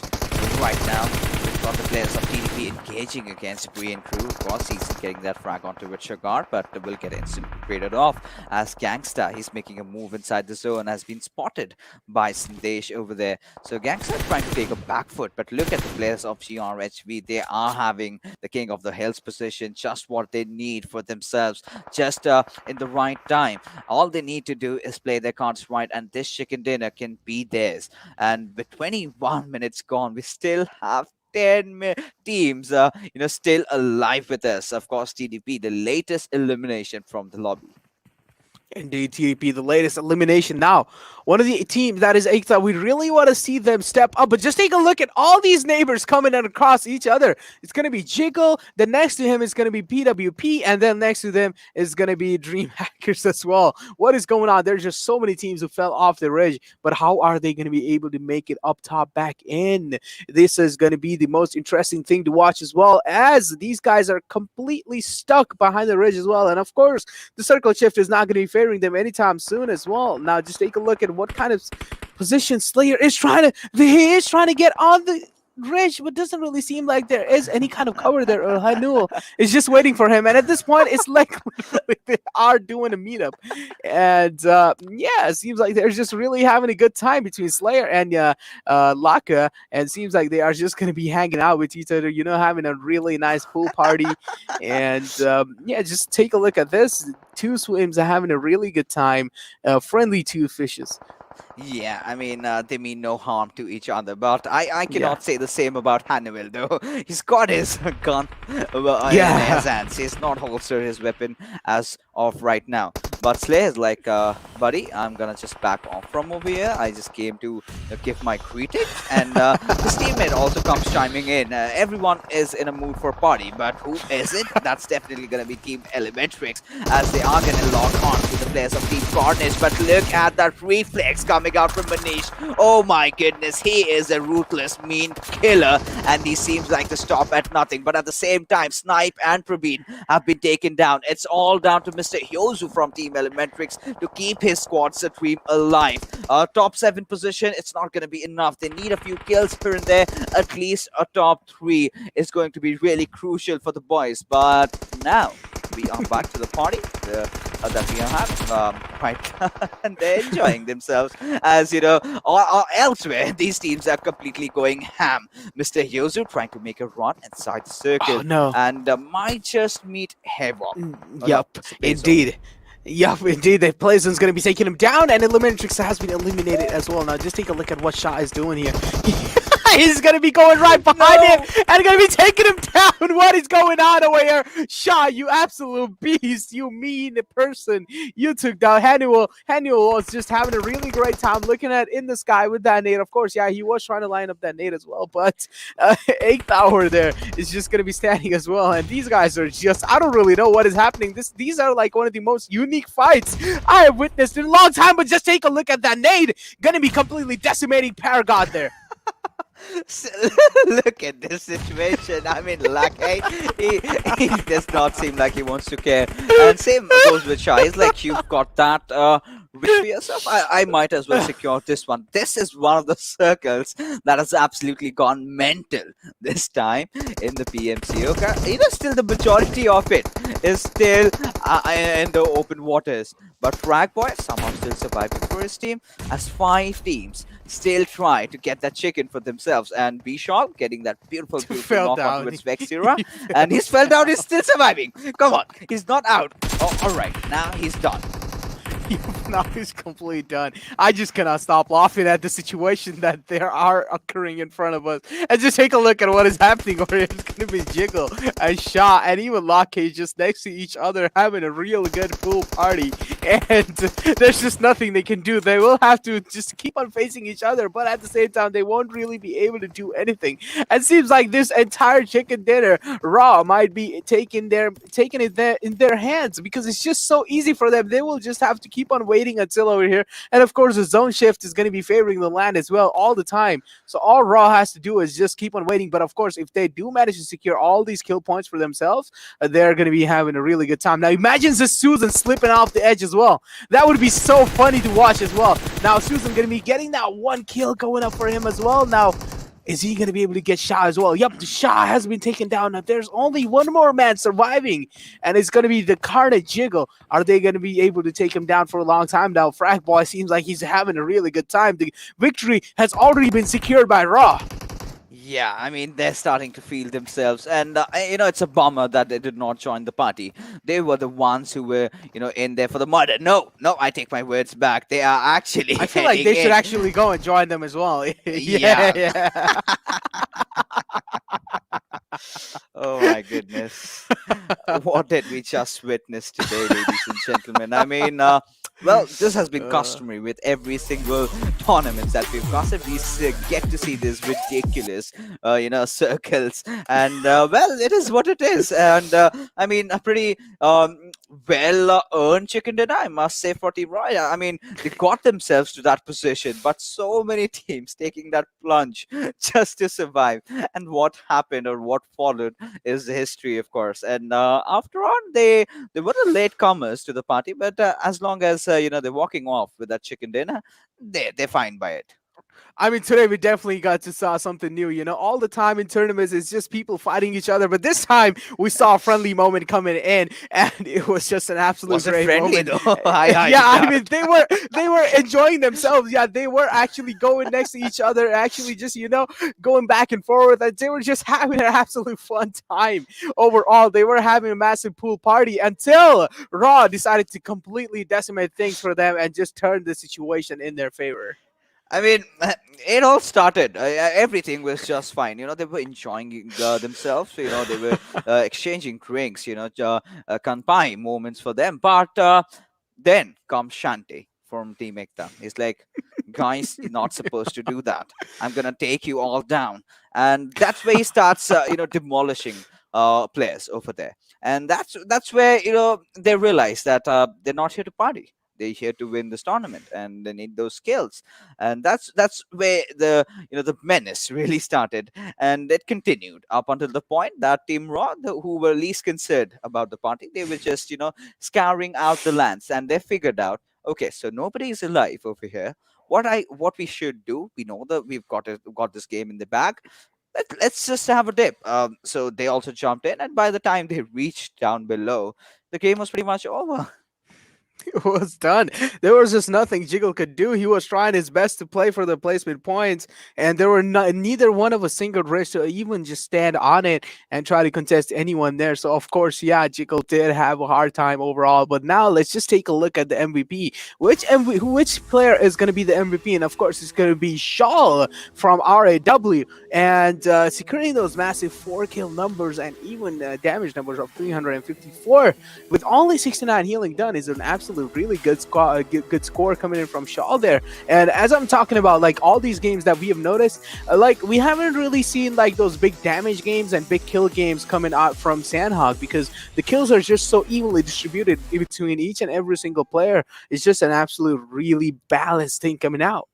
Yeah, I mean, this completely comes down to the fact that the last end zones get so chaotic.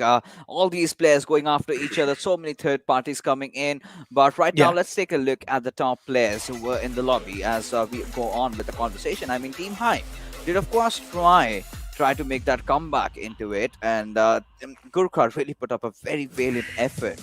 But he was eventually taken down. The boys from PNQ also performed really well. But it was still, the boys that got the first chicken dinner of the regional finals. That's Team Raw, managing to get their second one of this tournament. And so now this puts them in a very good spot. And with the way they've been playing, I think they might just end up maybe in top three tonight. And they will be able to end in top three tonight. But of course, the one of the moments that happened this time today was, of course, an iconic moment. And even the I just don't know what to say anymore. Like the moments that we just witnessed, it's gonna be locked into my head all the time. Just like it was the demon was sitting inside the buggy and just like contesting for each and every single player in front of him, and then he just striked at the moment. And that was of course one of the funny moments that we witnessed at that time. And now this time it's from the Nepali region, just absolutely showing us that they also have that fun factor in them. I mean, they love to party, to be honest. And I've seen them. I've seen them. They really love their parties, to be honest. And in the games, we know this is a competitive arena, but there should be some scope for enjoyment. Come on, we all love this game because we tend to enjoy it. When we started once, starting playing this, we never thought that we would be going competitive. So yeah, you need those light moments in those tournaments, and I'm telling you, I've seen even worse circles. I've seen circles that end inside those water zones. Of course, that was fixed in an update where the final zone kind of tended to go a bit towards the land areas. But once the match ranking does pop up, of course we'll have a even better idea as to how these players have performed. And Ruthless Aggressive Warriors might just have won the game, but it was Carnage yet again, getting that second spot. They somehow managed to do that. But this is really promising for the players of Ekta and GRHB. Indeed, yeah, of course. Now, what I'm trying to say here is that Carnage is just so good where, when they just want to position themselves. And Jiggle, of course, being the IGL, he's doing an absolute fantastic job. I need what kind of textbook this man has, or at least I want this man to write a book on how to survive till the late games and be so consistent, because this man is just an absolute beast when it comes to making those great decisions for his team. But overall, TDP this time wasn't really able to show up much. And same goes with KWIN, Team Cops, and H2o, of course, getting eliminated early off. And even Vibes, they don't really seem going that great today. Yeah, I mean, vibes have not been able to pop off. But yesterday, if you remember the map of Sanhok, it came down, the top two fights. It was Carnage and Team Vibes again. And that was where we saw the moment of brilliance coming out from Manish's side and ensuring the chicken dinner for his team. But today, again, Carnage still kind of continued the consistent performance. A chicken, and a second spot. I am loving it from what I'm really seeing. But as we head along, these are our beautiful OVO moments. And it's all started off with JyanMaara, trying to press in and wipe out the squad of H2o over there. But this the one little fight against Team Harame, I mean, has to be iconic, to be honest.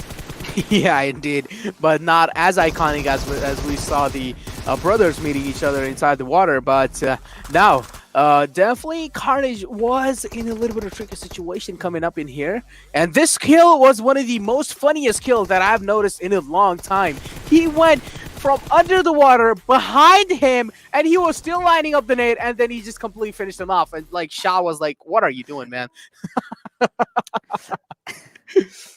I mean, we thrive, we crave for moments as such, and finally we did get to see some action. But now it was Sanhok.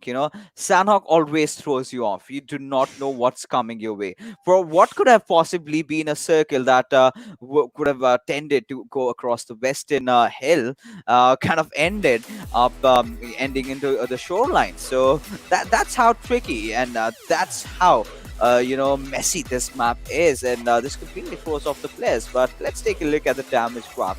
I mean, does not matter where you ended. Everyone's got those big numbers kicking off. It did, but damage graph indeed showing that PMCO was the team that got the most damage done in that game. But overall, I mean, the way PMCO played, I feel like they really lacked tolerance in them somewhere in over there, and they even lacked those positioning points coming in for them. Now, all PMCO needs to do is actually work around, and their IGL needs to make those crucial call for their team for those early rotation inside the circle, and even try to contest those early circles. And now, just take a look at the overall ranking. Carnage, of course, going to be on the top, still dominating with 111 points, and Ruthless Aggressive Warriors, of course, going to be right below them with 63 points though. But the difference between the points is massive, and that's what matters. I mean, it's almost around 50 points over here at this current situation that we are in. And I mean, but still, now this is where we see the segregation happening, right before the start of the day. Second to 8 or 10 even was too much on the open, but now we can see that slight margin of difference. Rock getting that second spot, 63 points, TDP having 59. But then as we move along down below, 4 to 8, it's just a matter of 5 points. Indeed, yeah. Now just take a look at KWIN as well. I mean, they're not really able to show up to the name that they were playing. And PWP, we definitely did see them step up a little bit today as well. And Hype overall not really showing the hype that they have built for themselves. And PMCO also stepping up really good this time, though. Ayush, we saw from PMCO just absolutely decimated squads and people by people in rows. And one more person that we cannot really forget here is going to be JMX Gunner. This man is just an absolute beast, and he's just so good at gunning people down without any issues. Yeah, he certainly is, and so are the rest of these players. But we've got to see how they perform in the map of Miramar. But before that, we will be heading for a shuttle break. You don't go anywhere.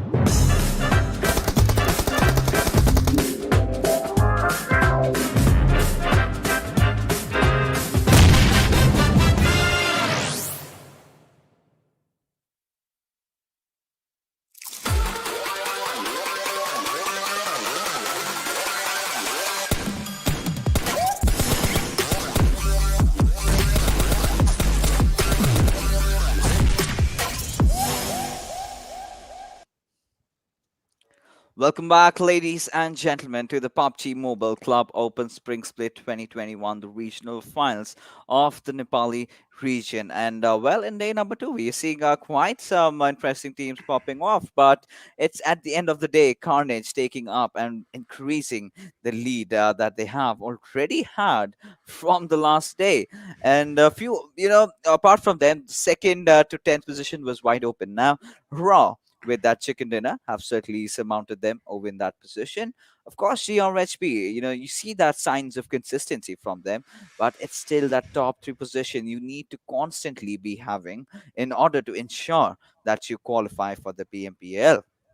Indeed, of course, and you need to have that consistency going in as well. But now, the way the high hype is being playing, it's really making me really nervous about like their overall performance in the future as well. Because they definitely need to step their gameplay up if they want to compete in the Nepali region. Yeah, I mean, we have been seeing just so many teams actually being consistent overall. And same goes Yeah. with P and Crew as well. Yeah, they are showing up their name in those games as well. But in those overall rankings, P and Crew is still lacking somewhere down below. But now, as we keep talking and as we keep the conversations rolling, the match is live and we can straight up hop inside the game. But yeah, as I was talking about, P and Crew is still lacking somewhere down back. And they definitely need to step back up. And now just take a look at the plane fly path over here, Fixes. I mean, kind of a quite interesting flight path, and this covers a lot of areas. To be honest, the players are going to be having a good time in this one, and right now we've got to see as to how things are going to start shaping out, where the circle is going to be forming around. And we've seen quite some weird circles, and the majority ones being towards the Los Leones area. But with Team Elementrix finally, joining the lobby this time. Yesterday, we did see a circle that could have completely favored them, but they were not there. They could not make it inside the lobby. So today, now that they've done so, let's just hope where the circle goes in, because you've been talking about Team Hype, you've been talking about Team Elementrix, and both these teams have not been at the best of not been putting up the best of their performances. Indeed, of course, and the team that is really actually showing such a consistent performance, of course, Carnage with on the top. But another team that I really feel like is consistent overall in winning those gunfights is going to be JMX. Without any doubt, JMX is just showing such a consistent gunfight performance.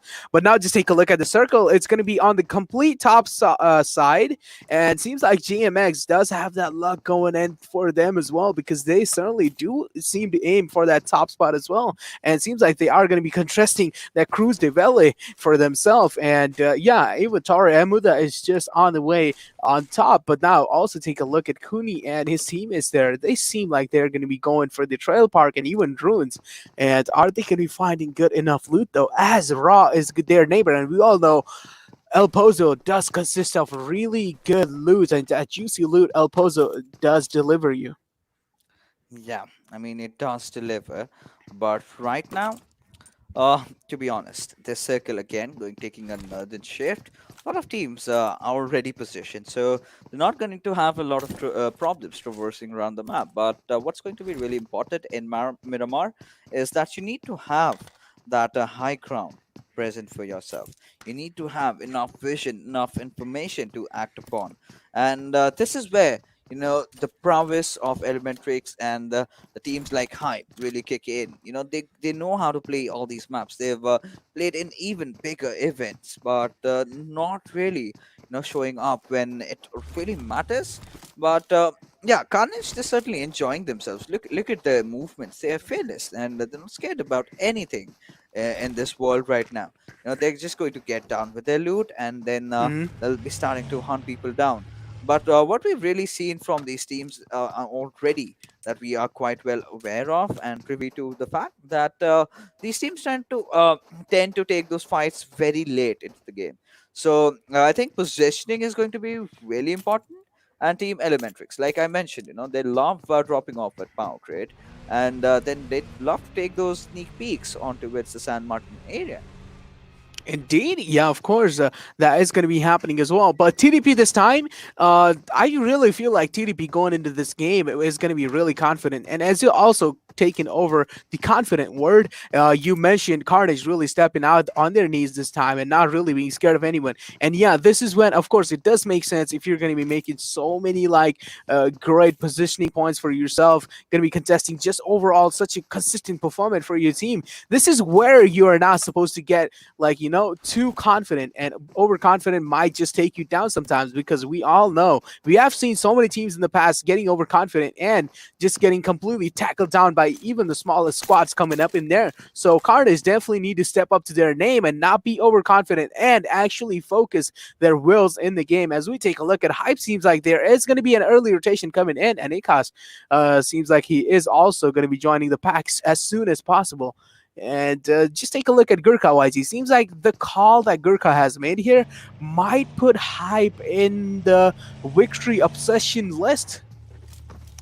Yeah, I mean, well, Team Hype, we've been talking a lot about Hype and Elementrix. Let's just focus our attention towards the players of PWP. Now, this is a team that started off really in a tough spot. Now, they are starting to redeem themselves, trying to get back on the points table, and slowly but surely, they are making the plunge. Now, Team Hype, well, the kind of a hype that has been built up around them, they need to start deliver pretty much soon. And they have the players, I've been talking about them yet again. But let's see, once, maybe once we get to see that chicken dinner coming from these teams, at least from Team Hype. And that's all they need, that momentum that they need to catch up on. Indeed, that momentum they do need to catch up on, but another massive team going up against over here is going to be JMX, and each and every single squad do need to watch out for JMX as well, because going up against JMX is basically like going up against your Grim Reapers early off. And of course, JMX, as I was talking about, I feel like if there was a way to see like fight win rate percentage, I feel like JMX might actually just be on the top of that, because just the way these guys have been contesting their fight and just they are coming out on top. And of course, sometimes you do get caught off guard in those rotations while the zone is going to be taking you off guard, or just overall going to be holding you outside. That's when you do get unfortunate and sometimes just get capitalized by the entire squad. But seems like Raw is going to be not having the zone issues anymore, because the early rotations from Raw are coming in as well, and it seems like they are just going to be holding this hill. Yeah, that they certainly will be. But right now, I mean, Raw, they've been another team that have managed to secure two chicken dinners for themselves. But here we have the players of Team Ekta getting into a scuffle with the players of Team PWP. As we were all high and mighty about these players trying to make that comeback, they can find themselves in a pretty sticky situation, as Hannibal trying to escape from over here around with his Murado.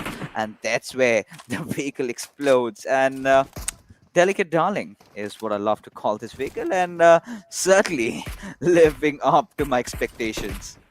Indeed, yeah. Now he is also knocked out, but are they really going to be able to get him up though? I mean, yeah, the things don't really seem like they're going to be favoring them now. Ekta, of course, taking the situation under their control, and getting those two kills early off is going to be so good for them. As that might be a little bit of sigh of relief, but still, you're not going to be able to chill out though. Ekta has a massive climb to do in those leaderboards as well. They will have to keep on doing as they're doing right now. They will have to keep the same performance going up in the next games or even in the future games, and the momentum should not shift anytime soon. Ekta, we all know what kind of punch they do pack, but yeah, they are not really able to show. We have seen Paragon just absolutely step out in his knees sometimes and just mow down squads on squads with the M466 spray.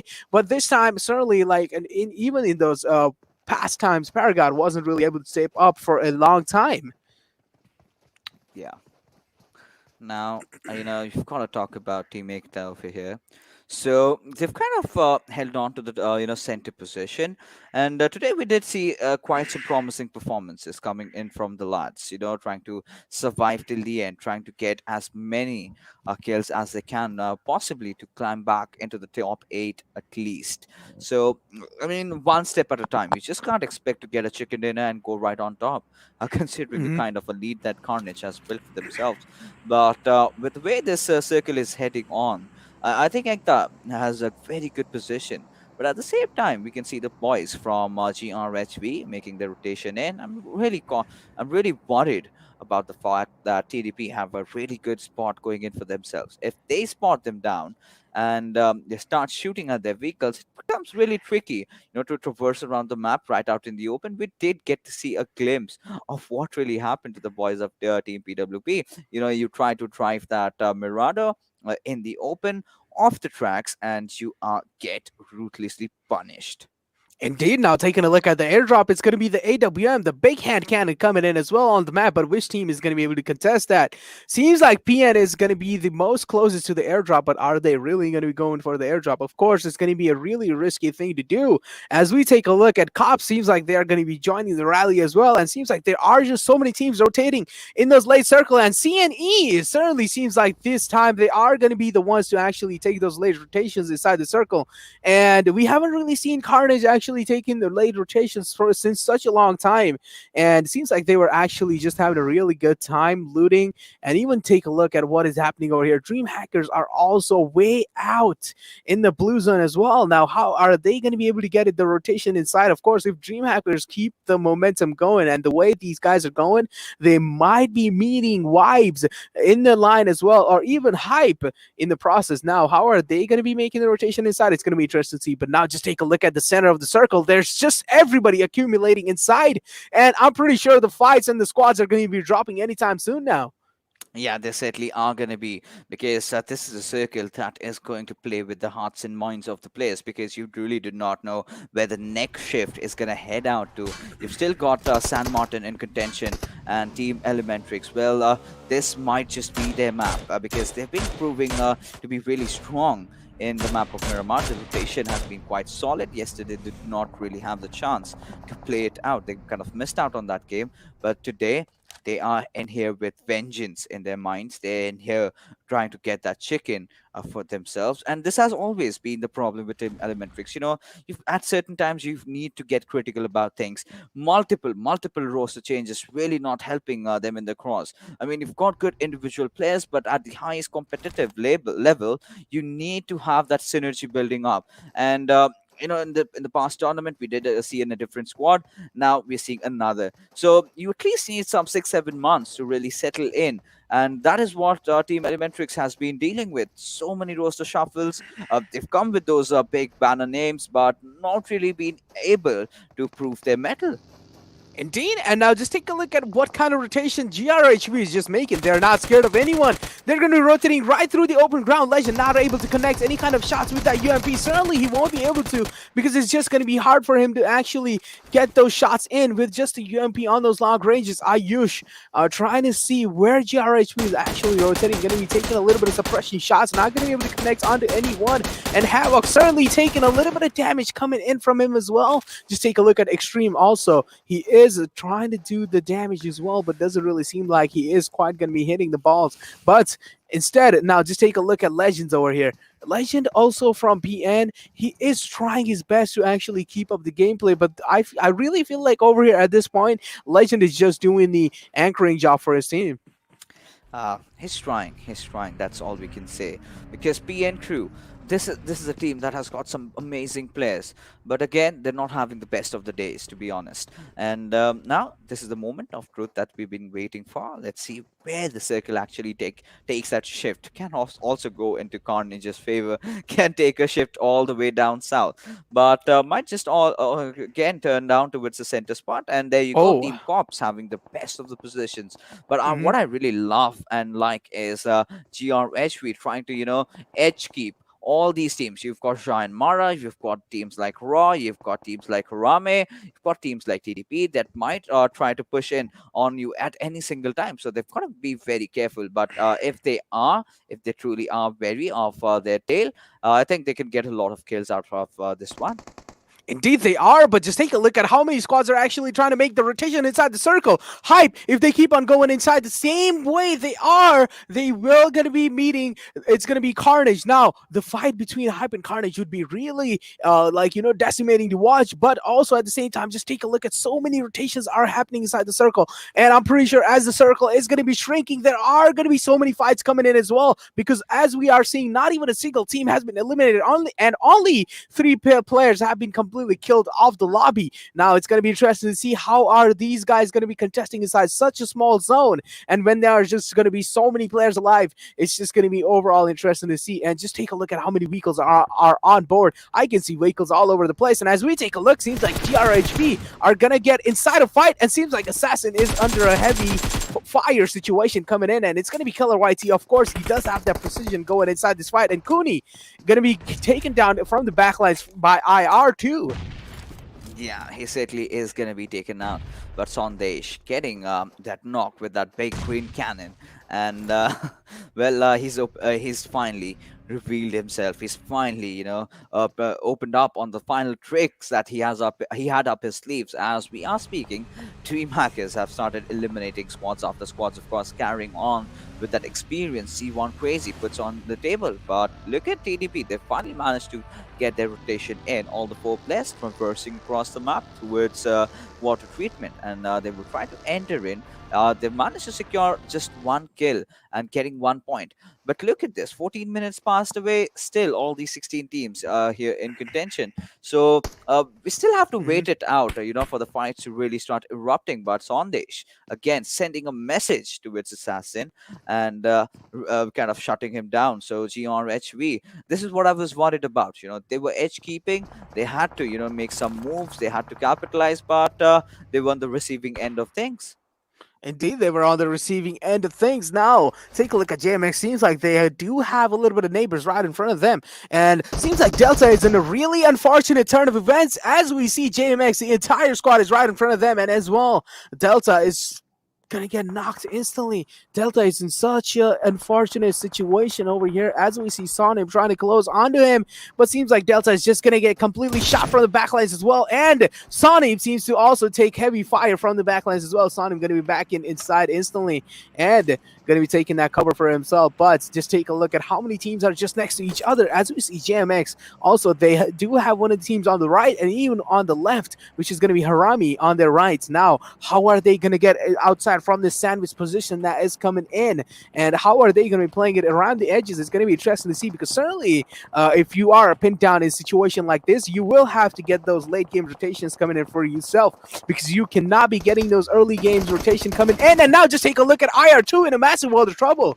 has been taken down by Cops Killer YT. Of course, this man is not going to be stepping down anytime soon. He's just not scared of anyone. Yeah, finally, he's starting to open himself up. And once he unleashes the beast within, I think we know what he's capable of. But right now, Team Cops find themselves in a very suitable position, as we see Liquid getting a few kills here and there, and he's got that big knock. Again, Team Vibes falling prey to Team Elementrix. That same thing happened in Sanhok as well. I did see the players, in fact, Hungry Box, being taken away by Mr. Yosu, but this time, somehow, Team Vibes, they're trying to put up a fight, but that's going to be in vain, as Liquid just charges right onto their faces and gets those pretty impressive knocks for his team. Indeed, Eccentric kind of stepping up for themselves this time. This is what I actually like to see. Now, just take a look at the world of trouble that Hypes is in. Right now, Vibes have scored one of the strongest teams that Nepal region has to offer, but are they really going to be able to stand up to their name? Vibes, of course, Zod taking so much damage in the process as well. Last man standing for their team. Hype also taking so much damage in the process. Now, it's all down to Gurkha versus Zod. Which one is going to be coming out on top? Is the IGL going to be coming out on top over here? Gurkha YC certainly going to be backing off to his teammates and trying to res it down, but now Zod seems like he is going to be healing himself, and also the aggression is coming in from Zod as well. Going to be finishing the kills in the way, and is he going to be able to spot Gurkha though? The Gurkha is going to be going down as well, and of course he is. Zod has taken down Gurkha, and now that's the complete elimination coming in from Zod. He's just completely destroyed the entire Hype squad. Oh my goodness, this guy, he never ceases to surprise us. And Team Hype, well, the first team to get eliminated, and well, not the kind of an outing that you would expect from Team Hype. The hype isn't real anymore. As we speak along, Team Harame's Bibek being the last player surviving, and they've managed 2 kills for themselves, but they still need to get themselves inside the zone. And with so many teams watching their tails, it's going to be really difficult. But Team Elementrix knows exactly where Zod is going to come out from. He's just hammering down those bullets onto with the buggy, and it's taking quite some damage over there. But still, Zod really being relentless, not really giving up, as Bibek will get that final confirmation onto its the players of JyanMaara, and still has to make a long run inside the zone. Indeed, a massive elimination. JyanMaara going out as well. And now Raw seems like they are in a really tough spot because there are still some teams in their backline as well. They will have to watch their backlines as we keep on talking. BBEK seems like he is going to be making the rotation inside the circle with that car. But is he going to get contested by a lot of the squads though? There are just so many teams inside the circle. As you are going to be trying to get inside, of course you're going to get contested by so many teams. It's going to be TDP Gangsta as well watching his backlines, and BBEK just outside the zone taking so much damage in the process. He's going to be doing the heal battle himself, and Shigar does have that eye outside for him. And what a beautiful shot connection coming in. It seems like that's going to be end of situations for BBEK. Beautiful shot coming in with that SKS, and we haven't really been seeing SKS in action for a long time. Yeah, I mean, this is what we've been waiting out for. You know, all these teams still 12 teams alive, 33 players, pretty much the standard Miramar circle.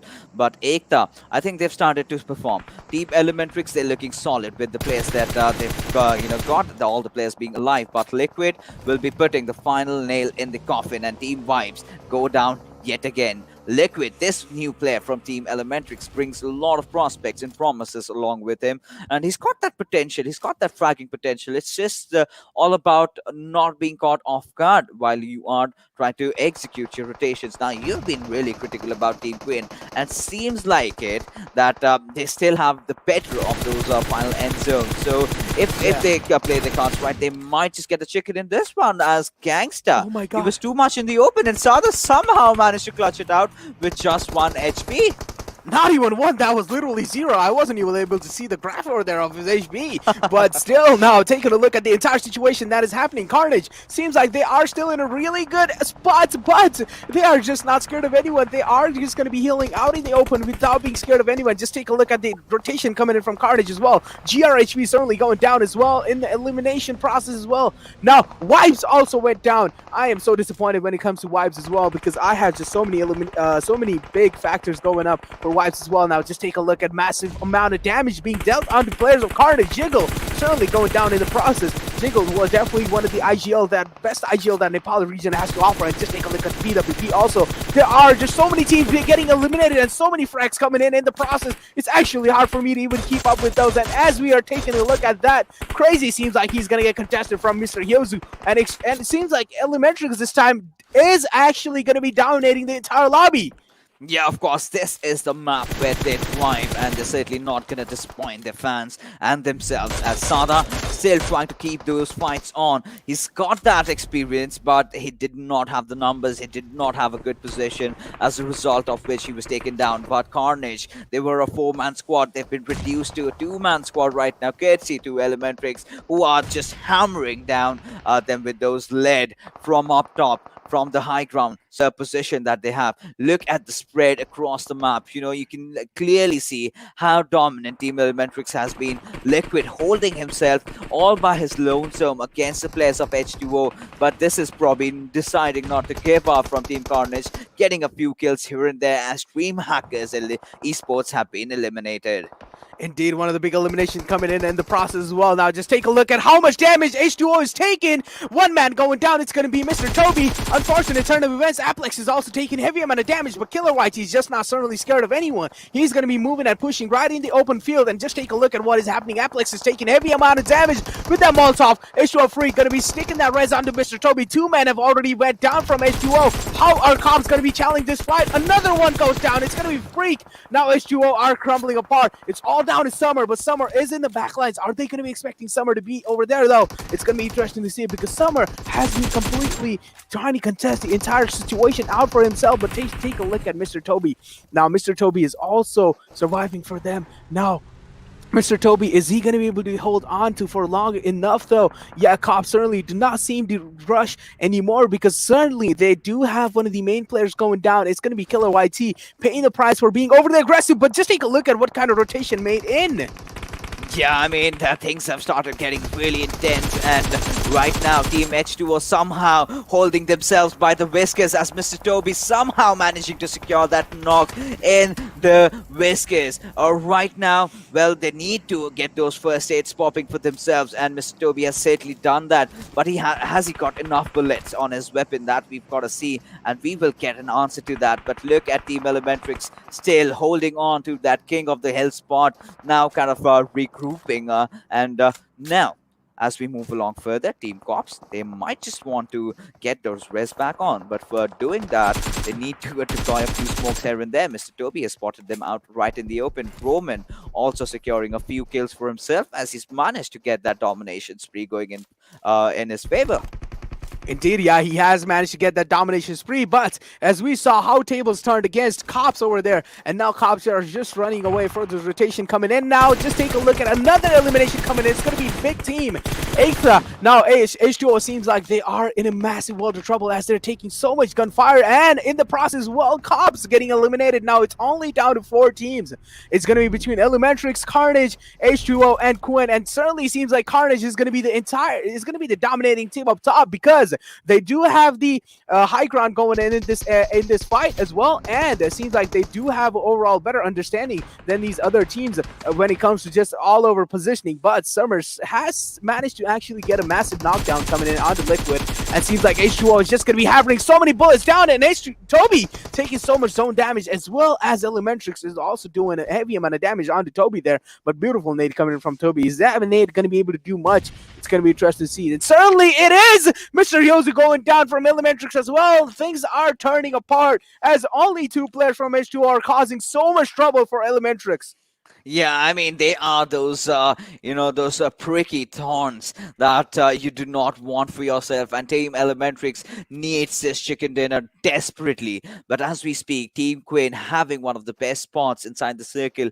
How are they gonna, deal with it? We've got to see that, because Team Elementrix, they need to get in. But Praveen, he wants revenge. He wants those kills. And that's a beautiful, massive nade coming out from Liquid as Mr. Toby gets knocked out. And Summer, there's no chance on earth that he can go in for the save. It's the 7th circle that we are in, ladies and gentlemen, that is starting to shrink. And well, Carnage have gotten those possible 2 players that they want in this particular situation, and they have deployed their smokes. They are lobbing those few molotovs out into thin air, trying to press down the players of Team KWIN, but Kazi has revealed his position, but Manish somehow dodging that grenade out for himself. All he's waiting for a good time to really go in with that push, and seems like he wants to contest for the compound. Indeed, he is going to be doing the smartest thing that will be coming in there as well. Securing the compound for yourself and actually making the damage happen is going to be such an interesting thing to see. But just take a look at Liquid making so many things, so many problems coming in for Carnage as well. Now, the last man down is going to be Manish. It's all down to Manish when it comes to Carnage survival. Now, KWIN also going up against Elementrix. Are they going to be able to capitalize onto it, though? Dondai taking so much damage in the process as well. And even same goes to Elementrix in the process. A beautiful shot coming in from Elementrix, going to be capitalizing on the complete positioning. And another one goes down for Elementrix, but Kazi taking heavy amount of damage, heavy amount of beating, as we would like to say. Kazi down to even 70% of his HP, but seems like Exception is just going to be charging him through, and going to be taking him down with that Uzi. And we all know how much the Uzi thrives in those close range situations. But look at Manish, he's not revealed his position, finally opening up, and now Mr. Hills, know exactly the threat that's looming right above him. Few grenades might just come in to take him down, but Manish in an instant retaliation of his own, but he's way too late in the party as Mr. Hyozu goes after a harmless Manish as he was trying to cook that grenade. Now we just got 2 teams in the fray right now. It's a frenzy against the team of Team Elementrix. It's a 1v2 situation that we find ourselves into as Inception and Mr. Hyozu trying to decide their flanks as the players of KWIN. That's Frenzy trying to get a res on, but that's not gonna happen as finally Team Elementrix have shut everyone down on all the critics shut down over here with that beautiful, beautiful chicken dinner, and that will instantly bolster them to the 4th position. 13 kills for this team, and such an amazing performance. Hashtag X Nation all over the place. Exactly, Elementrix proving why they're the best team that Nepali region has to offer. The seamless and ruthless aggression was just absolutely great to watch there. And I'm actually so happy to see Elementrix finally coming on top of those leaderboards. And I'm pretty sure they have climbed themselves and leaped up so far up in those leaderboards as well. Yeah, as I am so right happy. Yeah, exactly. I'm literally so happy for Elementrix to actually just succeed over there. And just take a look at Liquid over there. This man is just proving all over the place. 5 kills coming in for this man with 806 damage as well going in his favor and 207 healing done. Elementrix was just an absolute beast when it comes to even get those massive positioning points for themselves. Of course, managed to secure that chicken dinner, and just the way they actually positioned themselves on top of the hill was just so great. And I'm pretty sure that the IGL did an absolute great part when it comes to the positioning advantage. Yeah, I mean, Mr. Hyozu, he lacks so much knowledge, so much experience. I mean, has, in fact, my apologies there. He has so much information, so much knowledge of all the tournaments that he's played in. And I'm completely losing out on my thoughts because that was one of the beautiful, most exciting chicken dinners that could have really come in from Team Elementrix. Well, to be honest, they've been under severe criticism in the past, and now this was the moment, this was their time to shine. And in a map like Miramar, this is a team that really, really thrives. And well, Liquid being the one of the top players, and of course we did see him getting that MVP, the latest addition inside the roster. And it's this one map, which is one of the strongest suits of Team Elementrix, but they need to somehow establish their domination over through with the other maps as well. Now, this was a much needed breather. You know, this chicken dinner gets them to the 4th spot. They were struggling down under. So as we take a look at the match summary, we'll see how the numbers game really worked out in this game. Of course, I mean, Cops Killer YT was the man doing so much damage in the process as well, 920 damage. And now, Wrath Blaster seems like he also managed to take so much long-distance travel. Of course, as we were talking about, taking those rotations from early games, and Cops seemed like they were really able to do that. And Mr. Hyozu from Elementrix also getting that maximum assist attack for himself. And Elementrix is just overall, they needed this. And this is what each and every single person from Nepal also was waiting for them to actually show up. And finally, they decided to show up with an absolute banger. Yeah, they finally did decide. But at the same time, we must also, put teams like KWIN and H2o on the spots. You know, they were having such a tough time. But I'm pretty sure this match is going to give them that morale boost that they needed. And taking a look over here, Consistency Kings, or Carnage Esports, as we call them, 17 points out from just this one match again, kind of trying to further increase their lead. And Team Elementrix, of course, 28 points, 13 kills, chicken dinner, pretty good, pretty promising. And H2o finally making that comeback along with Team KWIN. But Ruthless Aggressive Warriors not really far behind. But we still cannot forget the moments of glory coming out from Zod. The way he just 1v4 down the entire squad of Team Hype, that was mesmerizing to watch. Yeah, that was just so ruthless of Zod over there. That man is just an absolute meanie, while he just absolutely mowed down each and every single player of Hype. But one thing I really want to point out here is that this literally shows that how consistent Team Carnage is. They're always either on the 1st or on the 2nd position all the time. And Carnage is just an absolute beast as well when it comes to securing even the survival points. And sometimes they are just absolutely ruthless, and seamlessly aggression coming out from them is just an absolute fascinating thing to watch sometimes. Yeah, I mean, well, to be honest, Carnage has, of course, been the team to watch out for. They've created the hype around them, and they have simply delivered. And every single time they come in, they never cease to surprise us. They always have something really tricky up their sleeves. They somehow manage to make it into the final circles as we take a look at the beautiful Oppo moments that we have. But for the other teams, it has not been a really, merry affair, to be honest. This is the one before that we were talking about, completely going ham after the players of Team Hype. They were completely lost. I do not know what's really going on. Is it the team synergy? There might be a lot of factors. And Sada, I mean, he got a knock over there and he wanted that kill point secured, but not really do much. Indeed, it wasn't really able to do much, and this is where the things actually turned around against Cops, though. H2o, of course, proving that they are one of the best teams that they have to offer, and of course, how can we forget this glorious moment coming in for Eccentric as well? Just absolutely, the way these guys played was just so good, and I am not going to be able to forget this iconic moment ever in my life, because this has certainly been saved inside my brain all the time, and just the glorious moment that they were just shown. And I was waiting so keenly and eagerly for Elementrix to finally show up on that leaderboard and get that chicken dinner in their hand. And when they did, it was an absolute memorable and iconic moment, and with a blaster.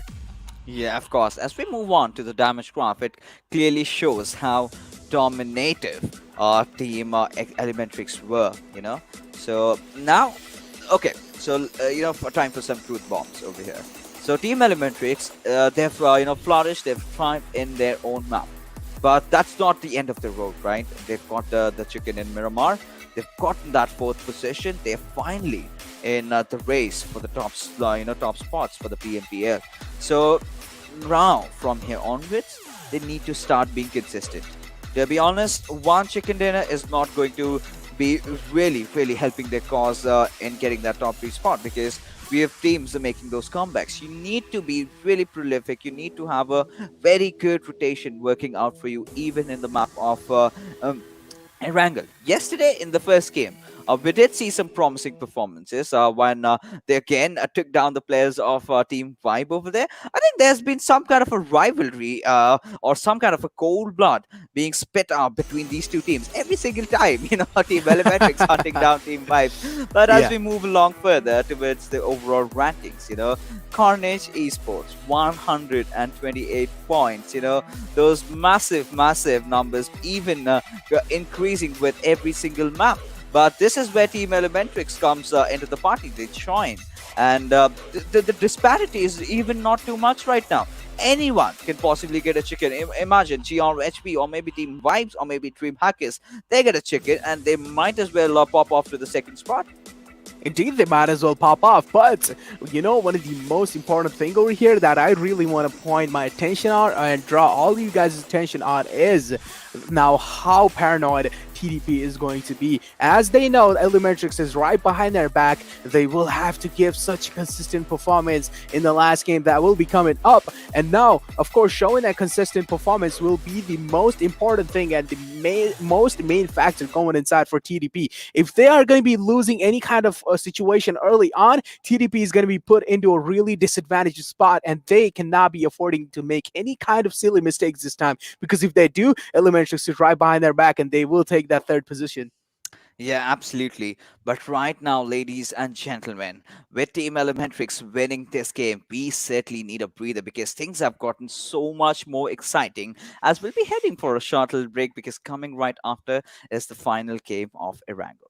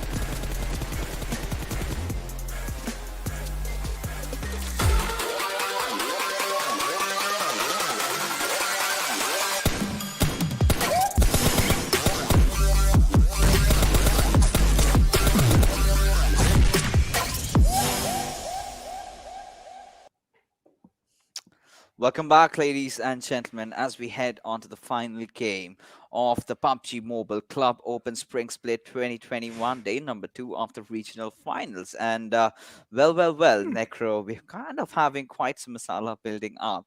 After Team Elementrix getting the chicken, I mean, there's apart from Team Carnage, let's just put them aside. Let's just put them aside. We know that the spots for the second and the third spot is open for all because with the way Carnage is playing, I think they are going to win this one. I mean, it might just be too early, but the kind of domination, with the kind of consistency that they've been showing, I think that is exactly what you need from a champion team. But now we are heading into the final game. But before that, of course, we have a head-to-head between one of the most promising teams, out of which few of them have gotten this chicken dinners. It's of course I'm talking about Team Raw over here against TDP. So one of the teams that was formerly, has a few players of the Salty squad, of course, Sada over there against TDP, whose possesses Shaga. So Shagar is one of those players who's most prolific assaulter of the Nepal region. But like you can see, Raw has certainly edged past them with some mere points. Indeed, they have, but Raw sometimes also showing up. Like, just take a look at the amount of damage received over here. TDP certainly in a disadvantageous spot over there when they are taking and receiving the damage, and certainly this is what exactly shows over here when we take a look at those damage received stats. Is that TDP overall haven't really been contesting or getting the best possible zone, captures for themselves. If they're able to actually get inside a really good compound and just get inside a really good overall contestation inside the middle of the zone, or even wherever they want to put themselves in, of course they will be taking those less damage because you would be having so much cover for going up for yourself. And this is exactly where Raw thrives. Raw is really good at taking those position for those late game circles, and this is where Raw is just an absolute dominating team coming in. Adding on to the pointers that you mentioned, considering the stats that we did see. So TDP is the kind of a team, that has been taking a lot of damage lately, right? So the damage received numbers are pretty much high. So this pretty clearly shows they are way too much exposed in those fights. They really need to work out on their positioning. They're an aggressive team. Yes, that we know.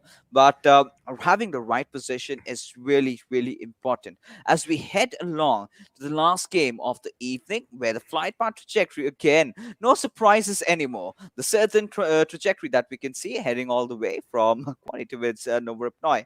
But any guesses on where the circle might go, Necro? I mean, to be honest, I feel like this circle is going to be a military-based circle, and because I really feel like this is a deja vu again coming in, and I really feel like I have seen this playing path and even seen a military-based circle when I have seen this playing path in the past. But yeah, I mean, yeah, anything can happen because the things are random, especially when it comes to circle and those playing paths as well. But overall, if you guys take a look at the just overall which team dropped to win, it seems like Raw, PN, and Ekta are going to be the teams that actually decided to drop as soon as the option was available for them to drop, which is going to be the first drop coming in for them. And even this time seems like Elementrix certainly is going to be splitting apart way too much. And my guesses were just way too wrong. And just take a look at the circle.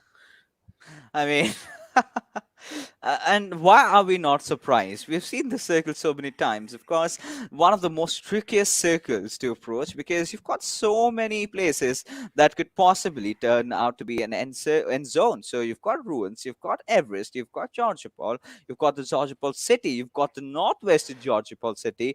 We've seen zones happening around shooting range, and even Zaki is in contention. Not really seen a lot of Siverni circles, but anything is absolutely possible in this kind of circle.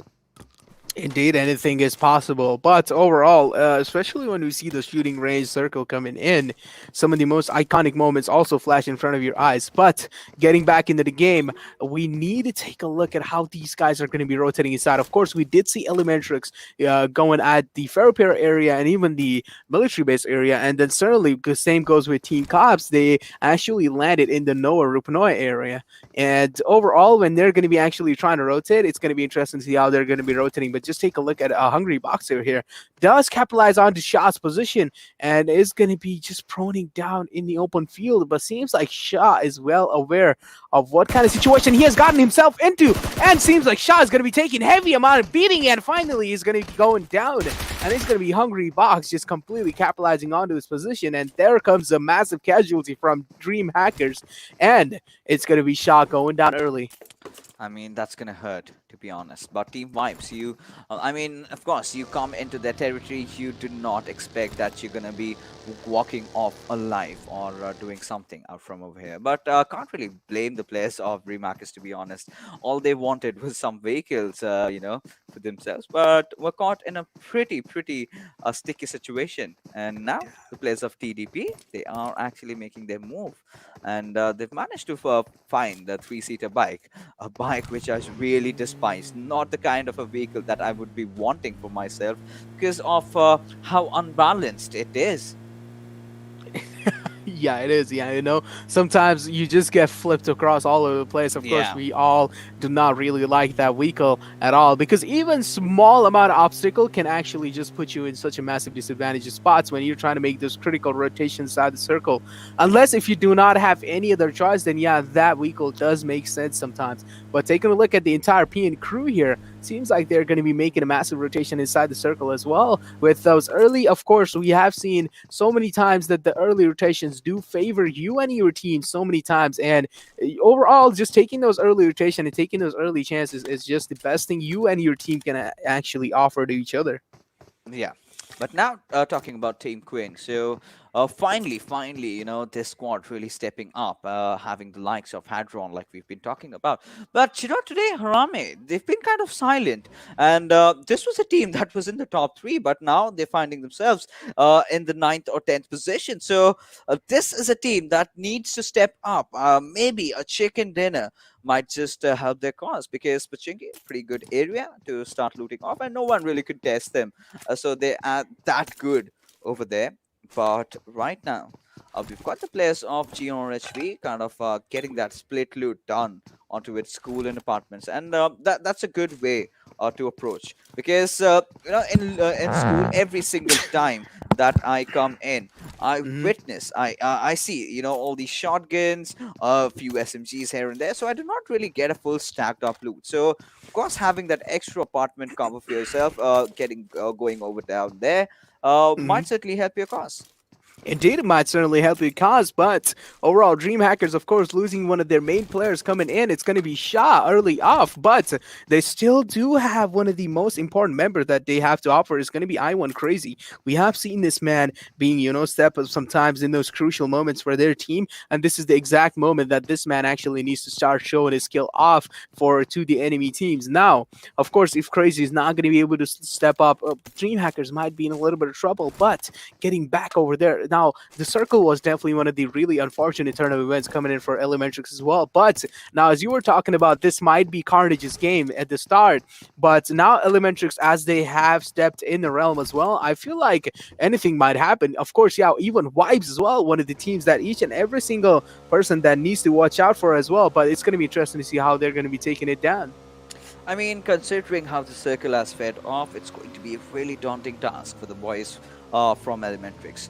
They tend to drop off really south, and they did not have any trouble getting down to their desired drop location. However, the only problem that they've been having is try to traverse a long way up onto the northern side.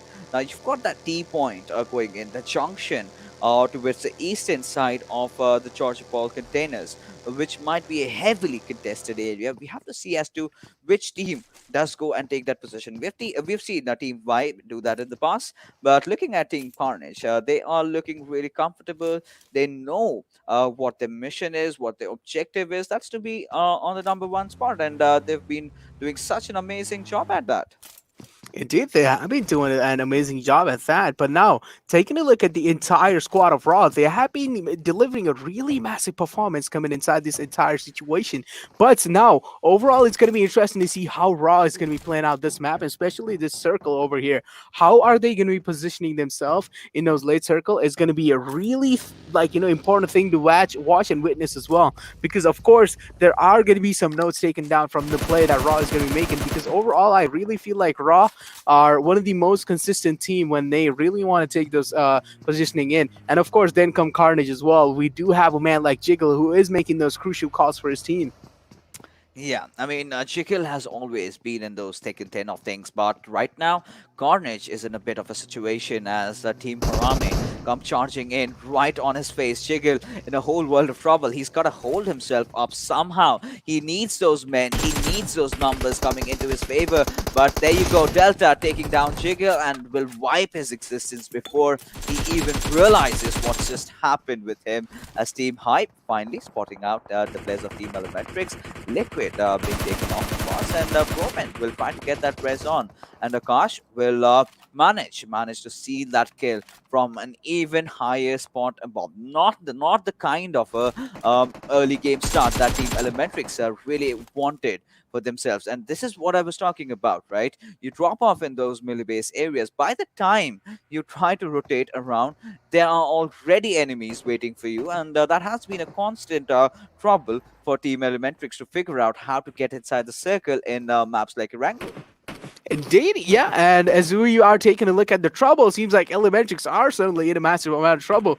Taking a look at the Bromine, certainly is not going to be all the situations that are not going to be favoring him. And as we take a look at the hype over here, certainly proving that they are the king of the hill and they have contested the entire hilly area for themselves. And they do have all the gun and scopes pointed on Bromine as well. Bromine certainly is just going to be smoking himself out for now. That's not really going to be providing him the cover that he actually wants all the time. But Broman still trying his best to actually stay behind it. And it seems like Mr. Hyozu is just going to be taking that hero entry and actually taking Broman with himself. And Hyozu also taking so much damage in the process, but certainly are going to be making it out alive.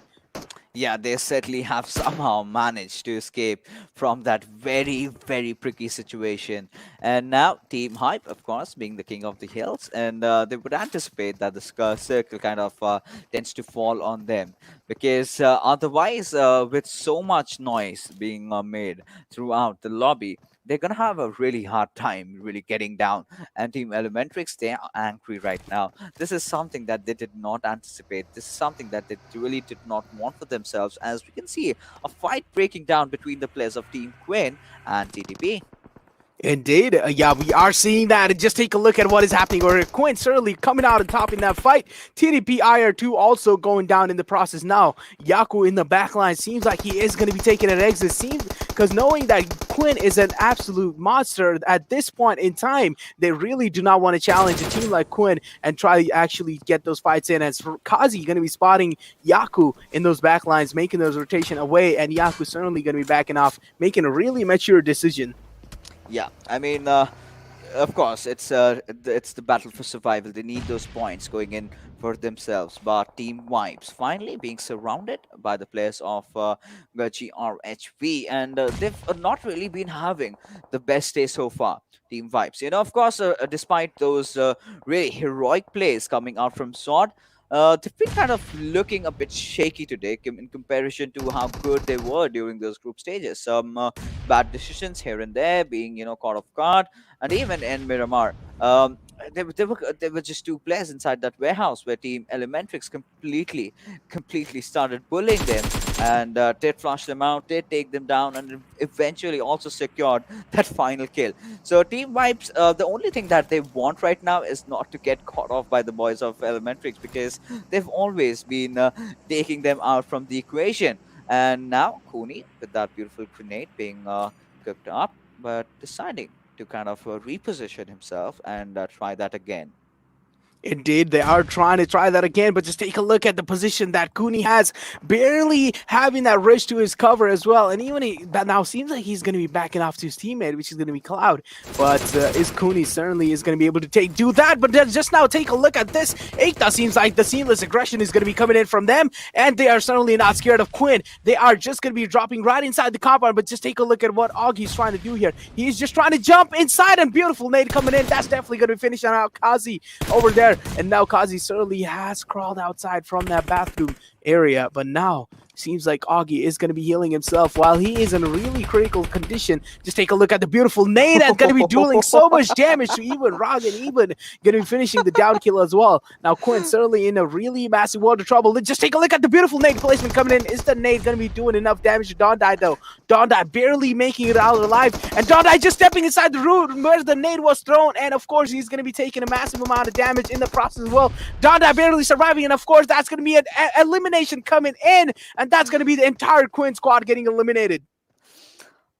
I've got nothing to say about this fight. Come on, KWIN. You're not supposed to go in for those TKs over there. And not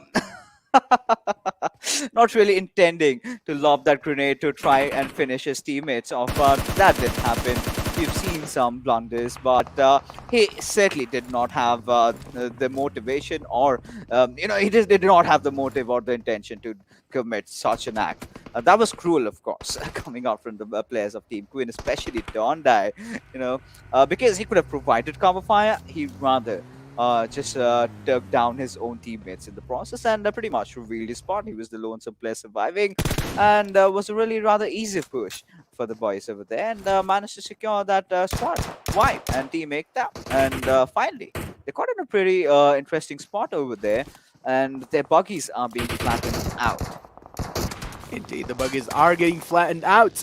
But now, over here, it seems like H2o are trying to position themselves in a really better spot. But certainly, it is working out, but also at the same time, it isn't, because we are seeing Freak getting a massive heavy fire, and also in the process getting knocked down as well. The res is coming in through from Summer, but is he going to be safe for a long time, though, as Ekta has contested that compound for themselves in the front lines. But H2o certainly does want to capitalize on that compound. For that, they will need a massive knockdown going in for their favor. But are they going to be able to get the knockdown done, though? Ekta certainly one of the experienced team the Bangladeshi team has to offer. But just take a look what just happened there. Atlas has just got completely shredded. Yeah, I mean, that's ought to happen. And if you kind of tend to overpeak against players of Team Ekta, they're going to punish you for that. They're going to hurt you for that. But it's not going to do a lot, because they still have the covers to play around with. And he's managed to get that rest back on. So today we are seeing some really, really promising plays coming out from the boys of H2o and even Team Ekta. But look at Augie's position. He wants to take this fight. He knows that H2o is a relatively weaker opponent, and might just want to take them out early on. That grenade doing a lot of ship damage, and barely some members of Team H2o, that's Aplex, is surviving with at least just in fact 20% HP. Augie knows that his position has finally been compromised, trying to back off as his teammates are providing that with essential cover fire. Indeed, the teammates are doing the job that they are supposed to do, and now seems like Augie is going to be making a really safe route for himself, and of course the teammates are going to be helping him in the process as well. But now seems like there is a massive fight occurring between Hype and even Zods, but it's just all down to Prototype. Is he going to be able to take the entire squad of Wipe? Of course not, because Wipe definitely one of the strongest team that Nepal region has to offer. But how long is Prototype going to be able to withstand the aggression from Wipes, though? Wipes certainly making their way right onto Prototype, and Prototype is going to be running in the backlines as well. Just take a look at how much of a big run he's making, and Zod certainly going to be capitalizing onto his position, and Prototype is going down in the same as well. Yeah, I mean, Team Vibes, they finally sort of have figured out how to play this one around, and we've been seeing them engaging against Team Hype, and right now this is what I was being scared about. You've got the circle kind of panning away from you. You need those lower grounds, you need those covers. That's when you are in a whole world of trouble. Now Team Harame is big, taking down Maski. Again, Maski, the kind of a performance that he was showing in the group stages has severely been lacking, and Team Corps not really having the time of their lives, to be honest. And Killer is kind of shut down. We've got Maski also not being able to perform. They need to wake up to their senses. But as we speak, the players of Carnage are also taking some heavy fire as we've Probeen's vehicle exploding, resulting in his knock. Indeed, that result has been really decimating for that team. But now just take a look at what is happening where Ekta certainly not scared of actually running in open grounds and trying to contest those beautiful position from themselves as well. But now it seems like they're just going to be taking the loot that they have actually knocked out from the teams below. But now overall, Ekta does seem like they're going to be contesting one of the best positions inside the circle and also taking massive shots at Team Vibes while they're trying to make any rotation. But doesn't really seem like it's going to be that easy to dish out any kind of damage onto them. As we take a look, Hungry Box certainly going to go down in the process, and Shinx going to be in the backlines for him. But is he going to be able to get the res in? This is the main question that we are all wondering. We certainly are right now, but Team Vibes again in a very bad situation as Team Harame. They are not going to let them go away so easily, taking down all their players. Just the one lonesome survivor over there, Shinx. He's making his move inside the circle, but this is what I was talking about, the circle taking that northern shift, and teams like H2o really having the blessings of that mountain. But for how long is the question. Now there you go, Shinx also falling apart. Team Vibes, falling one after the other like a stack of dominoes, that I love to say. But Team Raw really capitalizing onto its the players of H2o, and H2o did not really see them coming. Now they've got to deal with the aftermath of things as Bishal gets another knock onto the boys from Ekta this time around.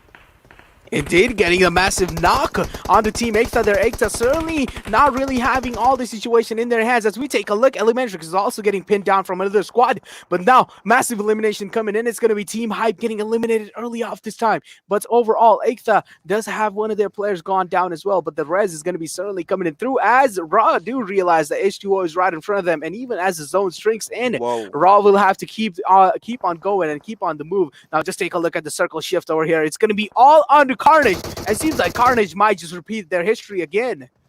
They certainly might. And you give them the circle like that, they will try to capitalize. They do not really have the better of numbers. But here we can see the players of Team Elementrix, being taken out of the equation over here. But still, Mr. Yozu trying to put up quite a fight. But considering the fact that they have to move inside the zone, it's going to be really troublesome as Team Raw. They're locking heads against Team H2o. They're fighting out. And Rat Blaster elsewhere, dishing out damage onto its Mr. Hyozu, knocking him out. But he is going to wait for the revive, but isn't going to be there considering the fact that we just have 2 seconds for the zone to start closing in. Indeed, the zone is actually closing in. Now, just take a look at what kind of massive trouble is Paragon has put himself into. Now, just take a look at how much beating overall Ekta squad entire is taking. And Raw seems like they are going to be capitalizing onto the compound that Ekta had contested for themselves. And now, one more massive team going down. It's going to be high voltage going down in the process as well. But seems like Shaw is going to be completely finishing Paragon in the process. And even Rana Blaster going down. And Cops Killer YT is going to be following it up with 2. And Snipe seems like he is not having enough in as well. And there's just so many kills coming inside the kill feed. As we take a look, it's going to be the end coming in for Team Cops as well. I mean, yes, it certainly was. And Team Cops, they've been trying, but it's not enough. Look at the 20th minute already passing by. We've still got 12 teams in contention. So much traffic in those end circles, and it's going to be absolute pandemonium, to be honest. But Team Ekta, they are trying to do so much over here as Carnage, yet again, wiping out another squad, along with the help of Team Raw over there, applying that extra bit of pressure. Now it's Snipe's time to shine. Now this lad, you've got Snipe, you've got Manish, you've got Praveen, and you've got Chiggle. Chiggle had been taken out pretty early on, but the remainder of the players, they don't back off. But Team Vibes, their woes continue as they get eliminated on the 11th spot with just 5 kills. Indeed, barely making it with those 5 kills as well. But now PWP, one of the names that we haven't really been able to see in the backlines as well. But now sometimes, this time, it does really seem like PWP is shining up. But that's going to be only down to that last man standing. And PN Cruz certainly also has one of their members knocked down as well. as the Yeah, smokes are going to be coming in through, and they're trying to get the resin as well. But just take a look at the entire JM crew over here as well. Now, JyanMaara definitely knows that there is the entire squad of TDP right on top of their heads as well. But if they even decide to back out and just step out a little bit of their cover, I'm pretty sure TDP will just mow the entire squad of JyanMaara down. I mean, look at this. Team Elementrix getting eliminated on the 12th spot. So much problems while they're trying to rotate all the way from the military base up top north. So, Broman, the final player, has finally been taken down. And now we've got to see who wins this one around. Carnage again having the better of the circles, but it's still the fight going on between Team Ekta and Raw, as all their players are kind of in that one spot. Few good Krens going out. Someone is going to be, being knocked out of this game. And now we're just waiting as to when this fight is going to start revealing itself. But a PN Crew's legend, well, we gotta see as to how he proceeds over here. They've still got the numbers, they've still got some decent kills to back them up, but with so many squads, the chaos that we're talking about. But it's Gangsta from Team TDP, the one lonesome survivor, still somehow trying to get a few knocks here and there. Indeed, they are trying to get the few knocks here and there, but now there are only 8 teams alive with only 25 people alive as well. And now, how are they going to be taking this zone in their hands and even all the situation in their hand as well? It's definitely going to be interesting to see, because Ekta this time, we are certainly seeing them step up their gameplay. And Ekta seems like they are going to be losing out of one of the mans, and even Augie is under heavy fire. Augie certainly getting spotted well inside the car, and Augie is not really having the greatest of the time. And just take a look at Harame as well. Milgan going down in the process, also not really having a great time. And seems like Snipe is just on an absolute domination spree with those 5 kills coming in for himself. Now, All Chantney seems like he's just going to be hiding behind this, behind the car. And seems like Carnage are in a massive world of trouble, as Delta is going to be taking out Snipe, one of the big members from Carnage, falling down. Yeah, of course, and there you go. Snipe needs to get that press back on, but that's not gonna happen, as Shante will be dealing the final blow as it comes down to the last player surviving. But Raw, they are stepping up. They know the map. They love this map of Erangel. They've been so prolific so far, but it's still the boys of TDP trying to keep the fight going on. But Raw, look at them, 9 kills already. But it's the boys from JyanMaara who've got the highest probable chances of winning this one out, as Ekta Esports have been eliminated on the 8th spot. Indeed, unfortunate turn of events, as we would like to call it, for Ekta there, but they did try their best to actually try to contest to those late circle, but certainly were not really successful in doing that. Now, taking a look at the entire PN crew over here, seems like they do know that there is someone in their backlines, and they are going to be watching their back, which is really good coming in from them as well. And also, smoking their backlines off is just a really overall good decision, but seems like TDP are in a massive world of trouble as Gangsta has went down, and now it's only down to that one member of TDP to actually get the resin as well. But DreamHackers, certainly one of the teams that were not really having the greatest of the time in the last map over here. They did lose out on one of their players early off, but now certainly seem like they are still alive in those late games as well. And Harame in the backlines as well, just going to be staying hidden. And BBEK and Delta don't really seem like they really want to give their position away in situations like these. And as we keep on talking, it's going to be a knockdown onto DH as well. And now it seems like PN does spot the entire squad of TDP, and it's going to be an elimination onto DreamHackers. Yeah, it certainly is going to be, as the 7th circle is going to start closing in after 10 seconds, but we still have 6 teams in contention for the top spot for that chicken. They've got their eyes on that. But Team Raw, they're so relentless, they've got those players, they've got those skills, and all they need is to execute their rotations. And, by the looks of it, they're still in the circle and no one's behind them. So the tunnel vision is definitely going to be coming into play over here. They've got the players out, but look at PN Crews are used, just mowing down the players of TDP, and with that, Gangster falling out, and Team Trusty Process have been eliminated from the game.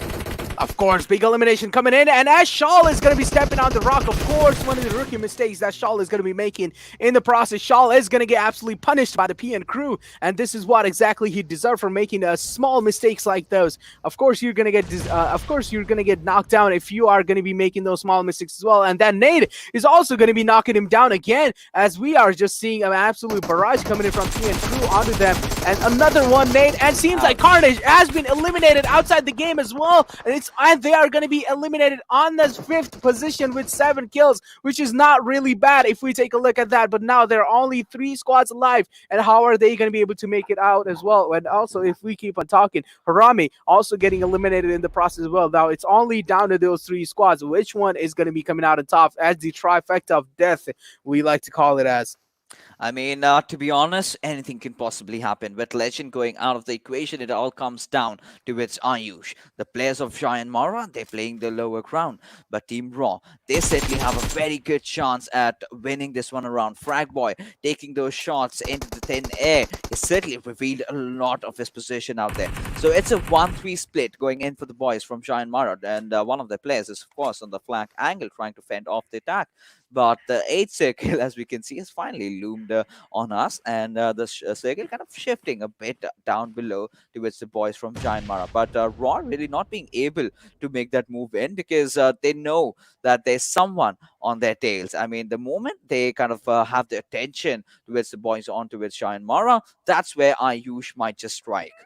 Indeed, that's where Ayush might just strike. But now just take a look at the entire situation that is going on over here. JyanMaara, of course, having that low ground cover as well, but also at the same time, Raw does have the high ground advantage coming in. But as soon as Raw decide to step up, they might get contested by a lot of squads. And just take a look at Ayush under heavy beating, barely surviving the process as well. But now seems like JMX is certainly going to be fragging up onto them. And now Raw seems like they are in a world of trouble right now because they're already losing onto one of their main man. It's going to be Fragboy, but certainly seems like they are going to be backing off and taking that passive footstep back. And seems like Gunner is there still in the back lines. If things go south, Gunner is definitely going to be providing that massive cover fire in. I mean, Gunner just, dropping off that smoke, that gave away so much for his position, and it completely ruins your flank angle. This is the moment where JyanMaara really need to make that push happen, and there you go. He's been spotted out, and Susan, he's just locked on to his aim as he tried to shred Gunner, but the free cover somehow saving him over there. But Susan, beautiful back-to-back knocks coming on, and now the tides have turned as, wow, what a beautiful game coming out, but somehow JyanMaara edging it out. I do not honestly know what really happened because what I did see was 2 knocks coming out from Susan, and suddenly JyanMaara walking off with the chicken. Indeed, I mean, yeah, I definitely did not expect JyanMaara to actually come out with a massive victory there, but of course they do deserve that massive chicken dinner coming in for them, and of course securing that massive 24 points as well. JyanMaara certainly proven that they are one of the best teams that Nepal region has to offer, and all these teams are just playing so good and consistent. This time, we really saw one of the deserving teams coming out on top. For example, Elementrix, Carnage, and then now JyanMaara. All these teams are just playing so good and consistent overall, and I definitely wanted to see JyanMaara come out on top, and certainly that is going to be happening. Yeah, I mean that's certainly gonna happen because considering how things we ended up yesterday, I think we're back over there. But Susan, 100% deserving that MVP title over here. 7 kills and 1,000 damage. Wow, this lad was doing it all, and he almost clutched it out for his team. I mean, for a moment in a single spray, managed to take down 2 players of JyanMaara. I would really love to see that last final fight to have an even rather clearer understanding. I believe he was the only last player remaining for his squad, and it was all he could do. The 3rd player, of course, getting the final nail in the coffin for JyanMaara, securing that win. But nothing taken away from Team Raw with the way they, proved themselves. They were in the thick and thins of every single fight. And, they were kind of relentless. They were not giving up. But let's take a look at the top players who are the ones in the lobby. Of course, Carnage has to show up in those top brackets all the time, as we are taking a look at Snipe as well with that massive 6 in the kill number coming in. And of course, we did see some of the things started turning off from their process as well when Delta actually capitalized on Carnage's Snipe's position, and it completely took him down in the process as well. And this is when Carnage started crumbling apart, and that's when Carnage's death was written on the death book. Yeah, I mean, it was right written over there. And, well, still, Carnage, 5th position, 7 kills. It's fine, considering how they've been going on. And, they, this is the consistent performance that I've been wanting, with the kind of a start that they are losing out on their IGL, but still not really giving up, still putting up such a beautiful fight. But, well, Susan having the highest skills, and Sonim, in fact, from JyanMaara having the maximum assists. So, yesterday, if you remember, JyanMaara did end up at the 2nd spot, if my memory serves me right. Today, they kind of dropped off a lot of places down. But still, after this one chicken, again back on the third position, again in the race for the PMPL title. Things have been going so willy-nilly for all these teams. No one really having a solid spot, except of course the boys from Carnage. But there you have the match ranking coming up in front of us. 12 kills for Ruthless Aggressive Warriors. Still not getting the chicken, getting the second spot, but in terms of overall positions, on the top spot. Of course, Raw was just, as I was saying, as I was talking about Raw, of course, they are one of the teams that are just, consistently getting those really beautiful positioning inside those late circle all the time and just showing overall a really consistent performance. Just overall on those survival points is just great. And especially Raw also has so much firepower going in as well. So that's definitely going to be securing those 12 massive kills coming in from them as well. But overall, Elementrix, of course, taking that bite of the dust early on the 11th position. I did have a little bit of hopes for Elementrix as well, but certainly not able to do it this time. But yeah, of course, we will have those hopes certainly going in the future. Elementrix need to understand the fact that the military rotation is certainly not working out for them as we head along to our Oppo moments of the day. And right off the bat, we did see Hungry Box getting that kill, but Team Vibes could not really do much in this particular game. And they tried. Team Ekta, they were also looking very prolific with the way they played. This is the knock, I was really talking about. Dondai just dropping that grenade and reducing his teammates' HP to very little amount, and one of their knock team is already falling out. But the way Team Vibes have been playing, I mean, they did take down Hype again. That's there. For starters, again, Team Hype getting off with an early exit. And yeah, Team Elementrix also not really having the game that they would have wanted after getting that chicken dinner in Miramar.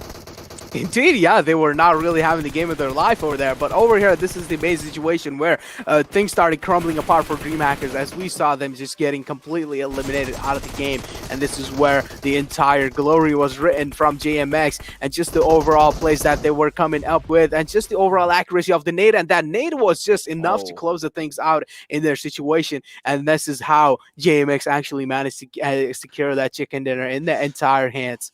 I mean, that's how the cookie crumbled for the players over there of Team Ruthless Aggressive Warriors. But nothing taken away from them. They're doing so very well. Now we'll take a look at the damage graph, and well, they're way too off.